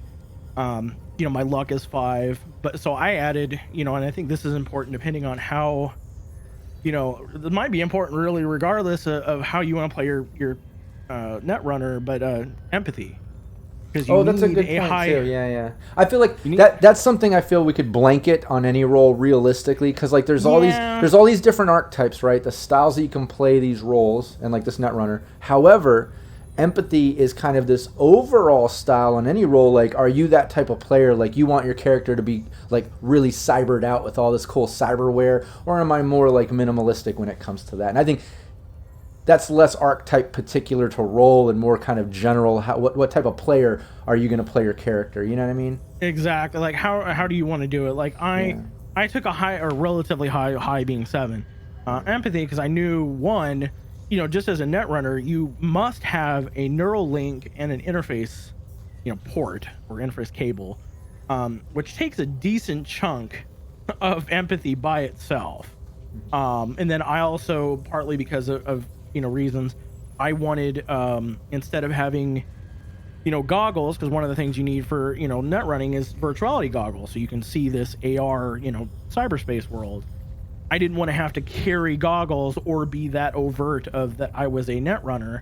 So like I, you know, fit it in to where instead of having goggles, I got cyber eyes and then the virtuality goggles, which you have to buy for each eye. Yeah. So I had to, like, I started out drained of like empathy pretty quick. Yeah. That's one of, like, I started out with a 7 empathy, but ultimately I think I'm still in that range with, you know, therapy, where my empathy is a net 3. So like, you know, if I lose one more, then you start running into cyber psychosis type, you know, things. Stuff. Yeah, exactly. But obviously with a, you know, like a 3 empathy, like human perceptions based off of that conversation, like dealing, you know, in some ways with people, you know, become your perception is, I think, perception. No. Human perception. Human, yeah. So like you figuring out like how you're dealing with people, that becomes much harder, and you don't get quite the the ability to figure that out stuff. So, you know, that's where like intelligence is where perception and all that stuff is, which again is why Onryu generally never has a high perception roll, because his intelligence is relatively low compared to some of his other stats. Yeah, no, and I think when it comes to any role, I think, like I was saying, I think it's important to have high empathy, But again, that's personal preference. Doesn't not role particular. It just depends on how you feel about lots of cyberware. Me personally, like obviously I'm the game master in most of the ones I do. But if I was playing, I would always start off with decent empathy because I know I'm gonna want lots of cool cyberware. I mean, I'm playing Cyberpunk. I want lots of cool cyberware. Exactly, and that's kind of the thing. But let me say, that's not to say it's not interesting as hell to fucking play it completely opposite of that and almost be, I forget what they call it in the book, that sort of cult group that's like anti cyberware. Anybody in chat, if you remember? Yeah, I'm trying to remember. But you get my point. That could be kind of fun too. Is if you're playing a character that maybe is like minimalistic with that, or against it, or no cyberware. That could be kind of fun and interesting to do it. But not my first choice. Cyberpunk. I want lots of cyberware. You know? And as a Netrunner, you have to at least have. No. Inquisitors. I see PWB and Renegade. No, Inquisitors. I worked them into a game. They're cult-like gang that's like very anti-cyberware. But there's another word. For the type of person that believes in anti-cyberware thinking. It's like a general social word, I think, that they name dropped in the book. There's some other terminology for it. But Inquisitors is a great example. No, not purist, but it's like that. It's something like that. They call it something. If I remember, maybe on the archived version of this episode on the YouTube channel, we'll drop it in the description or in the comment section. Anybody watching, if you know what I'm talking about, put it in the comment because it's going to drive me crazy. But I think also, going back to the style, obviously if you're playing that solo type character, you also kind of need a high body and will. Mennonites. Yeah, not the Mennonites. You're really into like making cheese and milk products and shit and like no tech and woodworking. Yeah, you're always whittling and fucking like. That's funny. But yeah, like if going back to the style, like if you want to be able to take a lot of hits, and this goes to brain as well because you're taking damage from black ice. Your body. You're gonna want a high body and will because your hit points are taken from effectively a chart. Yeah. That takes those two, together. And that comes into like, again, if you're deciding what type of Netrunner, like evasive, nerdy, smart dude, or like fighting ninja style, like I'm not scared of combat, but I'm also good with the programs. And then within that, you determine kind of those details within that. Okay, am I the more tank style fighter or more ninja style, like good at martial arts and evading stuff, or more like fuck it, just I'm taking it head on. I got great body and will. I can take the damage as much as I can give it. So there, I think that's kind of cool to bring that up. And it goes to that idea of like if you're playing that like nerdy, I'm not gonna evade or any of that. I'm gonna rely on my solo to protect me. That same kind of goes for like if you're playing with your programs. And you use armor and flak and shield and these programs that protect you from taking damage and other effects. And rather than attacking, maybe you have a sword or something, but maybe you don't. Maybe you just are literally like other than maybe dealing with demons, and of course you could use Zap, which is just a built-in, skill. You may want to slide everywhere and not, so your idea is, you may not need a high body or will because you may not need the HP to protect yourself from that. Now, obviously, there's a risk if you don't have that and you do end up getting hit by, zaps from demons or black ice or anything of that nature. But just like everything else, there's always this trade-off. Yeah, and thanks, what is it? Is it Gurg Hash or Gurg Hash? Hopefully all one word. But Neo-Ludites, I think that's the word I was looking for that they list in the book. The Neo-Ludites are like a class of people. It's like your belief system or whatever. I don't think it's like a gang or anything. Correct me if I'm wrong in chat. I don't have that section of the book open or even know what page it's on. I just remember reading about that or something. But yeah, I think that's the word I was looking for, the Neo-Ludites. And they don't, they're kind of like Mennonites, I guess, in a way. Like, they're not into cyberware and all that. Okay, page 21, Zeppy says. All right, well, there you have it. I think I knew I'm not crazy. I knew there was something to that. Not just the Inquisitors, which are kind of a different version of that or whatever, that gang. And then, like, Cool is another one that's like, it's kind of can be treated, I guess, to a certain degree as like the old style way of thinking of charisma back in the old D&D days, where it's like that's your dump stat, like nobody cares. But it is kind of important because it's related to like how I think reputation is done, which plays with how you deal with standoffs and stuff, and it's also how you interrogation. And I do and as a GM, you've seen me do it a couple times. I've done it on my ongoing one shot as well. Once in a while, I'll pull a cool roll where you're just doing a 1d10 and you're trying to make sure you roll your cool stat or under. If you roll above that, whatever you were trying to pull off wasn't cool. Becomes harder. Yeah, it wasn't. You know what I mean? Like, it I usually harder. Yeah, I usually throw that in if, like, you know, a player, you know, is doing something different out of the ordinary. Like, okay, cool, I'm gonna hop over this and dive out that open window. Whatever. I could just do a general athletics check, but the way he described it was kind of cool and interesting, like ninja style. So I'm gonna make him do a cool check and see if, he ended up out the window, but it was kind of clunky and wasn't that cool, or he ninja style rolled and flipped out the window, and people were like, "Oh shit," you know what I mean? Yeah. So, like, cool, like, bribery, persuasion, like the thing, again, dealing with people, getting information from people, trading, that kind of stuff. I have, Onryo's got a relatively low, again, I don't have any skills under 5, but that one's 5. Just because I figured, like, he's kind of cold, like, it's just, people are kind of not his thing. He just, he prefer computers, that kind of stuff. Again, plays with the player who plays him. Right. To a degree, but so there's a lot of, but again, you could play that character of, like, high cool, high empathy, high maybe will specifically, so which gives you kind of the ability to handle endurance and resist torture drugs, which is can be very important depending on stuff, or concentration if you're trying to do something, specific. I'm kind of hoping that, Splatblix later will have more stats and more ways of doing programming. So concentration may play a role in, like, or if you're trying to program real quick in the field or do something specific, or hack in a way, there might be, you might need to do a concentration if, like, there's explosions going off and all that kind of stuff.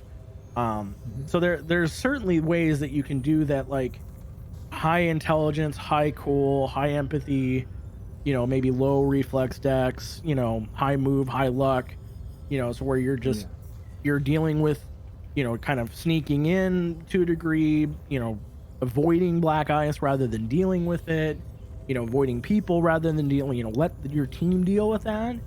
Or you can play that Netrunner, which is how I like playing it.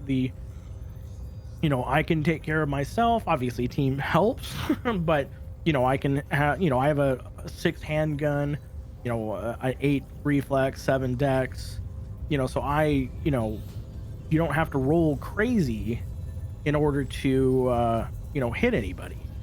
Like, using recent example, there's times where there's been standoffs and I'm dodging bullets but hitting them. Right. And that's, we kind of ran into that if you watched the last episode or 2 episodes ago.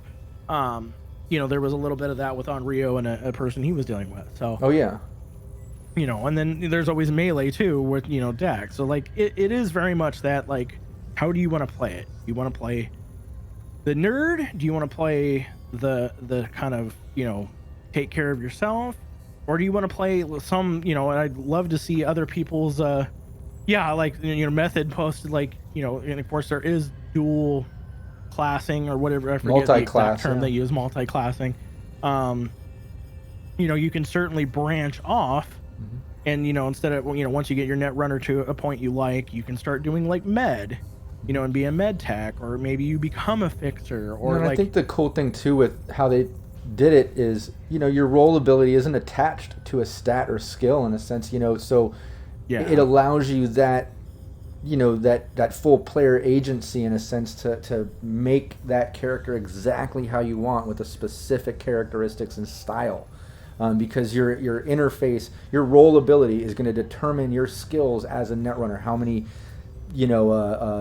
net actions and all that stuff. It's going to be how you do all those actions, because it's your interface plus 1d10, whether it's a DV or contest against a black ice or other Netrunner. So that's you can be a good Netrunner no matter how you place your stats and skills beyond that. And I think that's really cool, because as long as you're focused on your rank, that's how good of a Netrunner you are, and then everything beyond that is up to you how you want to style that Netrunner, and I think that's really cool. That's why, like, because I think 2020, in full disclosure, I have the book. I actually have it right on my desk. I've never played 2020. I just never had the opportunity to actually play that. But the stats were all kind of tied together. So it's like you kind of had to have a high, I think, intellect or whatever in in 2020, I think, in order to do some of the net running stuff, or at least certainly programming and stuff that were kind of required in order for like net running to be useful. And this Red makes a much bigger deal of not tying your roll ability, in this case net running, to specific stats. So you're not like locked into, well, if I'm a net runner, I have to have a high intelligence and a high this, which then means you can't be X whatever over here. So I do very much appreciate the fact that they give you that agency to have, to play the character you want, the nerd or the crazy, Johnny Mnemonic, suit, or do you want to play the ninja style, or ninja, where it's like, you don't, maybe you're using a different, I played Carbon 2185, which is another Cyberpunk, but using like D&D rules. They have like a street samurai, so maybe you eschew all use of guns, but you have, your melee weapon, and you hack and do stuff that way. Yeah, and I see kind of do whatever you want. Yeah, and I see Eric in here says net running in 2020 takes a lot longer. Back in the day, we would leave it out and use NPCs as net runners. Totally agree. That's exactly what would always happen anytime I played 2020 back in the day. Red totally fixed that.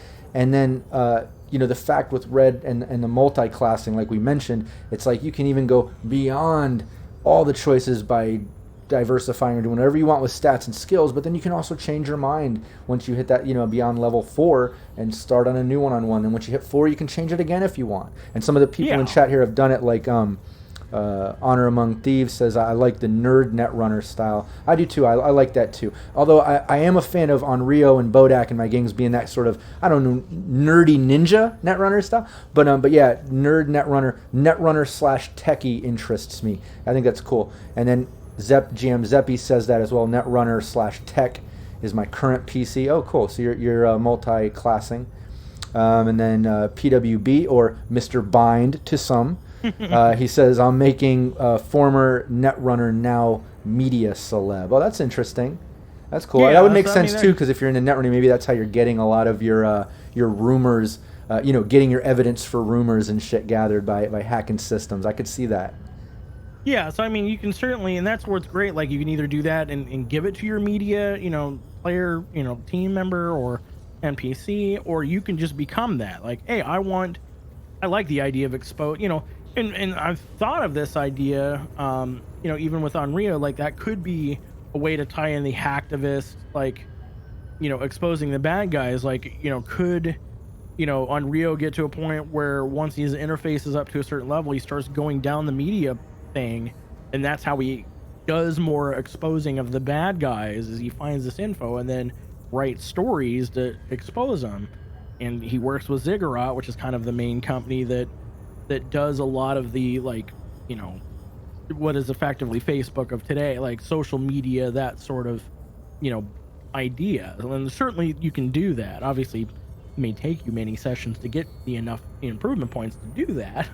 But it's certainly or an information broker, as Honor Among Thieves says, like that's another, Well, that feels, to me, information broker, that would feel more like a fixer by definition by that. But I do know what you mean by that, in the sense of it's almost like multi-classing a netrunner with a media, if used properly by getting evidence for those rumors and stories and things. It's almost like that combination is an information broker fixer, sort of, I can feel that. That's cool. Yeah, and I agree. The cost of an IP of having 3 effective archetypes is really difficult. Like, I've been, as Raven in our game as well, like, I haven't used improvement points on anything else, partly because I built my character skill-wise kind of where I would keep it. And that's, I think, another advantage to, like, Red, of, like, there is no power creep. I don't know how you would, like, depending on how you look at it, but it's not like as you level, you are necessarily running into, actually, I'd say netrunners are probably the least about of this, because typically, you could have it to where the higher interface, the more likely you may run into systems that have more powerful things, because you can then deal with it at that point. But a lot of the skills and a lot of the stuff, there isn't like, oh, if you get your handgun to like 8, all of a sudden now it, you might have some aspects where you're running into, NPCs that have high handguns to counterbalance, but like that has to make some sense. Like it's not like you have to constantly, like D&D and a lot of things, you're not constantly ramping up both at the same time with the same idea. Yeah, and to me, I feel like as a good GM, which I hope I am, I feel like there's a bit of a balance there. Like as players increase their rank, they increase their skills, they get better and better. As a GM, you want to keep the challenges interesting and keep the challenges growing, right? Because otherwise, it's too easy. But in the same breath, you also still have to balance some of the traditional or real world NPCs and things that now the characters are way stronger than, so they can plow over certain things or figure certain things out because they did get up to those skill levels. So you can't constantly increase everything to where everything is always challenging no matter how much I increase my skills, because that's not fun either. You want to increase your skills so eventually you can be a sharpshooter and a bit of a badass and get the better on other enemies and shit sometimes a little more than you used to back when you didn't have as many skills. So it's almost a balancing act if you're a good GM in keeping it challenging, but also, I don't know, having enough rewards in there, or at least some of that feeling too. So as the characters grow, they can feel like a badass sometimes, but still have some challenges along the way. Does that make sense? Yeah, you're not punishing your players by improving certain things by then just like, well, I know you spent all your points on, X or, using Onryu, like all interface.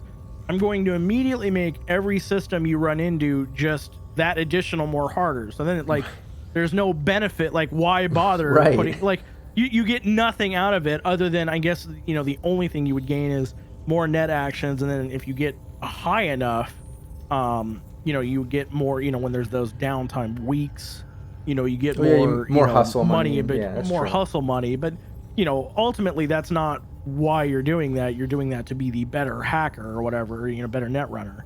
So like that's, and again, that's GM and balancing that and all that kind of stuff of trying to, like you said, keep it challenging, but not, punish, players or make it like ridiculous. Like, oh, you walked into a ganger and like all of a sudden they have a 40 level, system architecture, which, normally would cost, if you look at rules as written, 10 million credit or eddies, like, why would they have something of that name? It just doesn't make sense. Right. Exactly. So, and I think Eakin says here, in any system, allowing the players an easy victory to showcase their improvements is something that should happen. Exactly. I think that summarizes it well.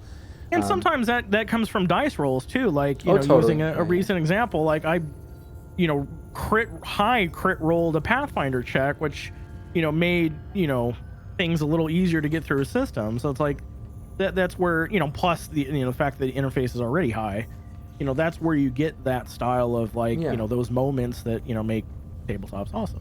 Yeah. And I think, the fact that you can make a Netrunner any way that you want, because, like I said, there's all these different ways that you can play the stats, all the different ways you can play the skills, but then the way that role ability is separate, it's like that sets forth your ability to be a Netrunner, and then you can play that style or cooler vibe of the Netrunner any way you want based on how you do the stats and skills. But even within that role ability or stats and skills, when it comes to IP, and let me say, anybody watching, anytime I mention about the combat, the role ability breakdowns, an example of a net run, how IP works, I have a whole crash course tutorial series on the Cyberpunk Uncensored YouTube. Go check that out. You'll learn all the different mechanics and aspects of Cyberpunk RED. It's very useful, and if you like them, please share them around, give them a like. I would really appreciate that shit. But my point here is, how you play IP also determines what type of Netrunner you are, or any role really, but we're on Netrunners here for this episode. Because as you're getting that IP, are you going to constantly increase your rank like Onryo's been doing, to where like, he's working his way towards more net actions, all those interface abilities and skills and things that he does now, he has more of a chance because that interface of rank is much higher added to that 1d10. So he's becoming a better Netrunner and keeping, the individual style of his Netrunner where it is, because, you're happy with where it is. But that's not to say, as a player, maybe you don't want to increase rank. You're setting that, okay, I'm a decent Netrunner, but I want to really lean into being like that stealthy ninja, or I want to really lean into that super smart nerdy, like I'm not into combat, but man, I can figure things out because my deduction and my tech and these things are all, increasing. And then aside from that, the option of multi-classing. So you can see there's just 1,000 ways and combinations, and you can totally stylize your Netrunner to be any way you want. It's so cool. And And I think that's where I again, being that I've played many different tabletop games over the Cyberpunk's unique in the sense that because you're not getting this weird power creep, you do have that option of like you can just keep doing your roll ability, gives you more net actions, gives you eventually more hustle money, and obviously increases your base roll. So like unless you roll a 1, like I have an interface of 6. If I roll a 2, I'm at 8, which is what a lot of things kind of start at anyway. So like I have to roll really low in order to suck at that. Right. If I roll average, I'm usually 5 plus 10 or 5 plus 6. I'm at 11. So that's like you're already there, plus luck and all that other. Yeah, that's when it comes in. That's when it comes in when you hit situations like that. Sometimes I'll say, well, I already know you dominate this, but make the roll just to see if you crit fail. Just see if yeah, exactly. Because that could happen, but that's that'd be the only way that you would fail some of those things. Yeah. But like you could, instead of doing that, like there's nothing to say like, if you wanted to play a different style, like, say I left it at 4, which is the default starting value for pretty much any roll. But, and I added handgun and all the stuff, kept all my skills the same, but instead of increasing my interface, maybe it's like, well, now not only do I want a handgun, I have melee, but now, maybe if I don't have any weapons or, maybe I'm stripped of that, maybe I get martial arts or, auto fire if I wanted to switch from a pistol, which is what typically Unreal uses, to SMGs. And, so I have that option to not only, have auto fire, but I can do all that stuff. Or maybe I want more skills into, instead of, I want to do the hacking, but using a real world example, maybe I want to increase my intellect and empathy and stuff like that to get better perception, better human perception, interrogation, that kind of stuff. So where maybe I end up doing a version of kind of social engineering. I think on a side note, Rocker Boy, like a multi-class Netrunner Rocker Boy, would be like the prototypical hacker in the real world, where it's like Rocker Boys can kind of convince people to do what they want. You could play a Rocker Boy that maybe isn't a musician or a poet or anything like that. You play that Kevin Mitnick style hacker, where it's like he's known more, not just the technical thing, but being that social engineer, getting people to let them into systems or let them into buildings that normally you wouldn't let somebody just do. And like that's where it's like you can do all these kind of crazy ideas of like different characters in the real world that social engineer, media, stuff like that. I think is what makes Cyberpunk, RED specifically, one of the more unique tabletop games that you can literally play pretty much whatever you want in whatever role you want, and it still be a viable, play. Oh yeah, 100%. Yeah, and I see Eric in here. I like social engineering for a Netrunner, as that is a valuable hacking skill in the real world. It totally is. Oh, absolutely. I mean, it, for those that aren't familiar, that is more valuable than having that super program that can hack into things. Like it is much easier to, that's why spam and malware and stuff like that is so prevalent.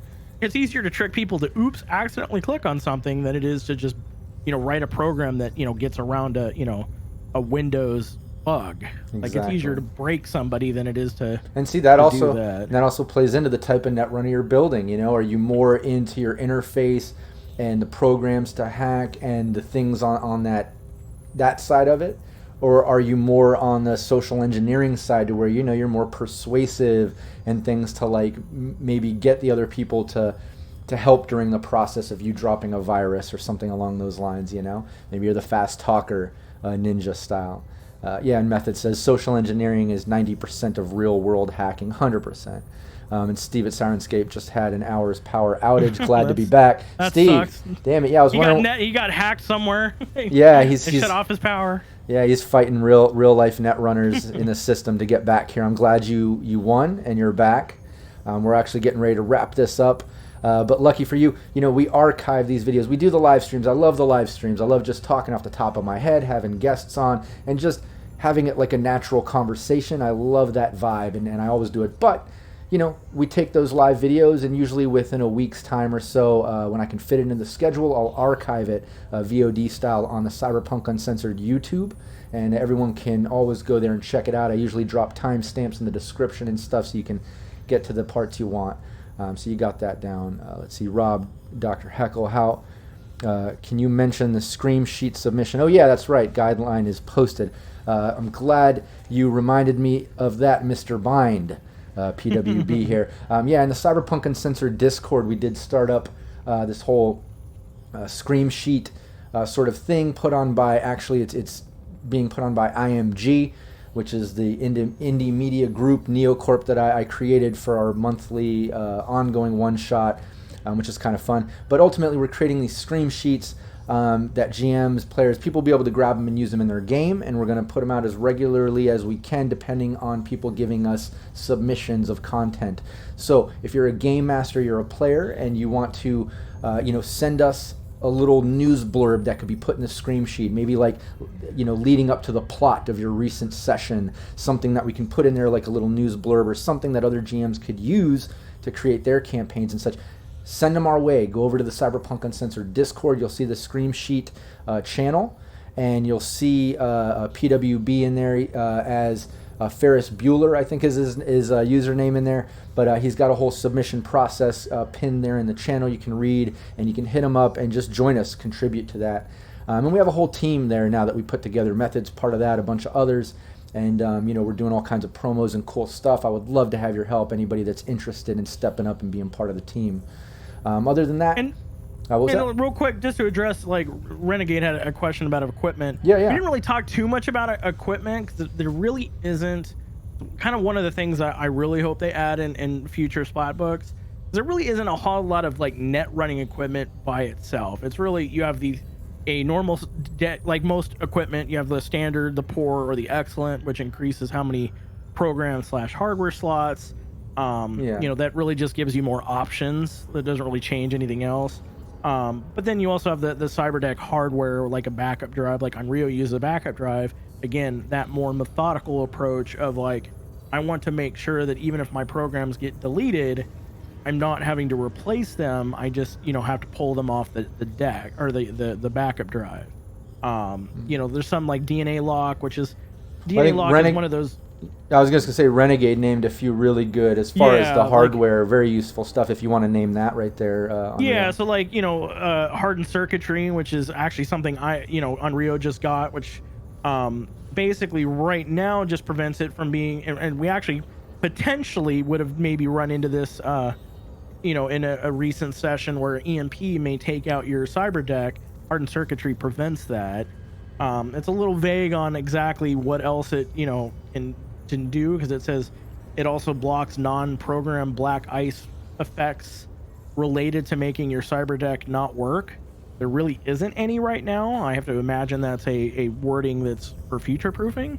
But then obviously insulated wiring is something I started with just because there's a lot of programs that will catch you on fire. Onryu doesn't like that, as you might imagine. So, that's a great one as well. Range upgrade actually is the one that I am the least fan of, because the difference between 6 and 8 doesn't seem like enough to justify taking a slot.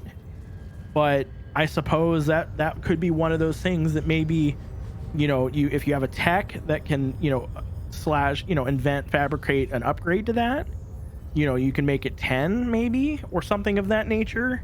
Then it might make a little more sense. And just seems like an extra 2 meters doesn't really. Yeah, it's one square on the map. Doesn't really change enough to make it worth it. Yeah, I agree. I think. I think just to not fall too late on the chat here, because I don't want to lose track, but sure. I agree. I think like Steve, who plays Bodak, the other Netrunner, insulated wiring is a must-have. It's saved Bodak many times. I think that's probably as far as hardware, the most useful, because hellhounds are very common, and there's other ways to catch on fire. But I think insulated wiring, that's probably my I think that one. is the best one. Like I said, backup drive, although it takes up 2 hardware slots, which is hard to give up that many slots, is important if you don't want to worry about having to buy multiples of the same program, so you just have backups or whatever. but most programs are cheap enough that you can source that for the most part somewhat easily, And then Crash Barrier is another one that I'm not a huge fan of, because all it does is prevent you from forcing the Netrunner to be jacked out unsafely. Again, and it takes 2 slots. Right. That's one of those. There's not that many programs that do that, or many functions that do that. But again, that's also one of those things that you might, if you're playing that more quick, like I have to get through things quickly, that might be something you may want to have, so you don't end up, if you're sliding past, black ice after black ice after black ice and not actually dealing with it, and then you run into something that jacks you out and you get hit by, 2-3 black ice in one shot because you're jacked out unsafely, that could be super, important. Onryu has no use for that, because generally he goes through and deletes everything because, he has sword, and, that's what he's, I'm more of I'm going to hack my way through. It may take a little longer. Literally hack his way through. Yeah, literally hack, through the sword and through the concept. Yeah. But, I think Crash Barrier is another one of those that's a little weird. And DNA Lock is also one of those that I'm not a fan of, only because it's very situational. In that, it prevents another person from using your cyber deck. That seems weird because you're pretty much carrying it all the time. So unless they steal it from you, which certainly can be done, but at that point, a DV17 electronic security check's not going to really probably change a whole lot. So, and again, that takes up 2 slots. So it's not one of those that, for at least me, I have less use for it. Yeah, I feel like anything taking 2 slots has to be really worth it, And that's where, backup drive, it literally saves you potentially from losing 100, 200, eddies, when something gets deleted. And that's happened a few times to Onryu. Yeah. And it's, instead of having to buy that program again, he just has to take, an hour later to restore it. Yeah. Homebrew. Yeah, I wanted to say, because chat's doing a bit of a wrap here too. I know we were, but we did want to mention the hardware, so I did want to back up and make sure we talked about that. But we did cover almost everything. I think everything that we wanted to cover here on the Deep Dive Netrunner, considering we went through all the LIFEPATH stuff, the archetypes, movie references and character styles, all the different stats and skills and ways you can play that in different angles. We had some great commentary from the chat. That's awesome. That being said, let me pull it back to Cyberpunk Uncensored and kind of mention what Pyro was saying here, and Zeppy, who's part of our community there on the Discord. PWB is heading up the Scream Sheets.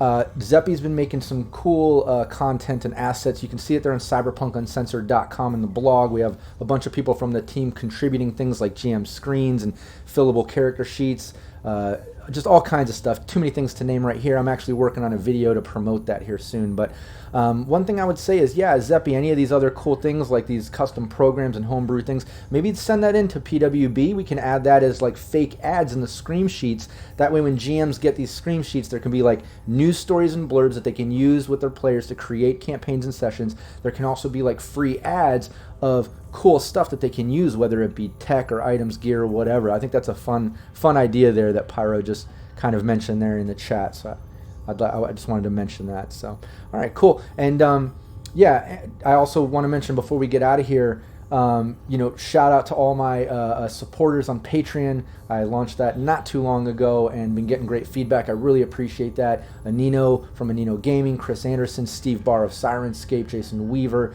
Matt James, who's also GM Reservoir Panda, streams every Sunday for Cyberpunk Uncensored, Samurai Matt, Corruption, Rothan, who's Renegade 420 over here, Simon Peter, and Method, who's been here in the chat as well. So lots of support, and I really appreciate y'all for joining Patreon.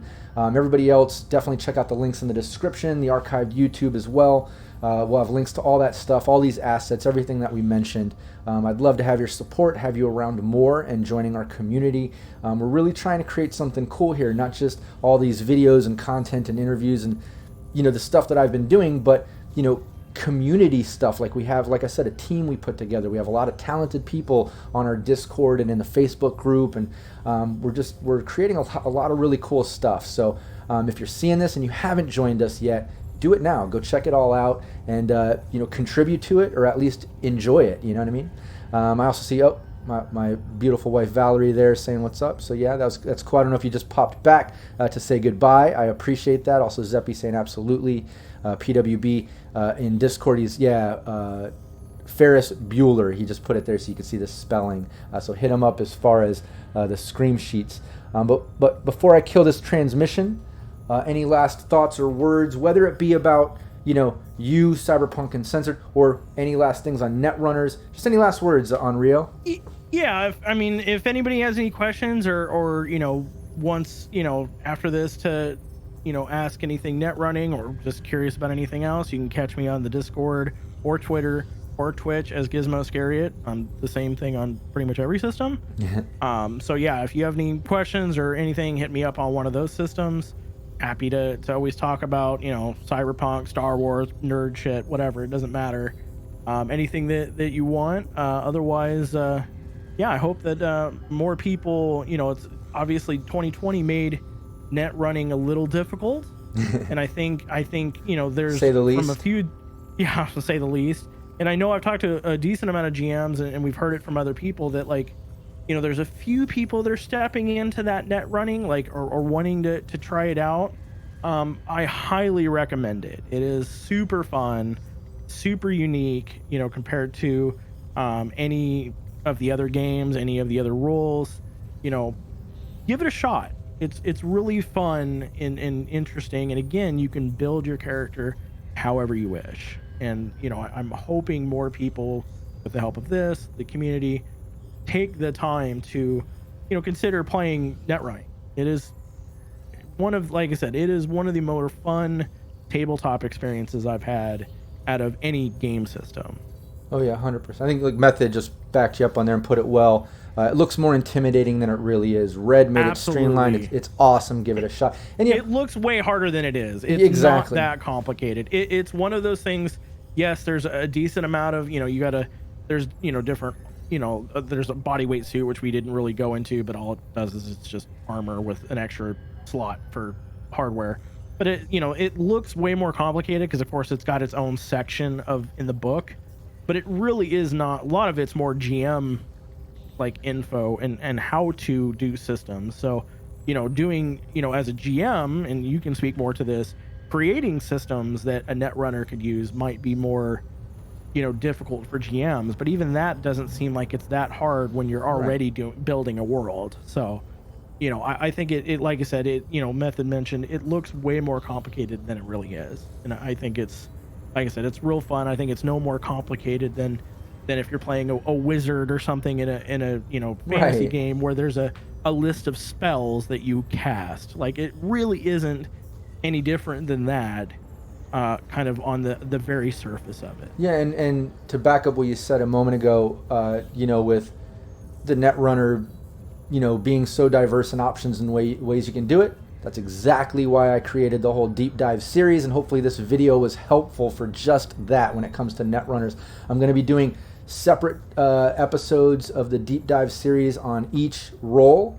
I'm going to try to have in different guests, GMs, players, just to have a good discussion, just like me and Onryu had about Netrunners in this video. So hopefully it was helpful. Please give the video a like and a share.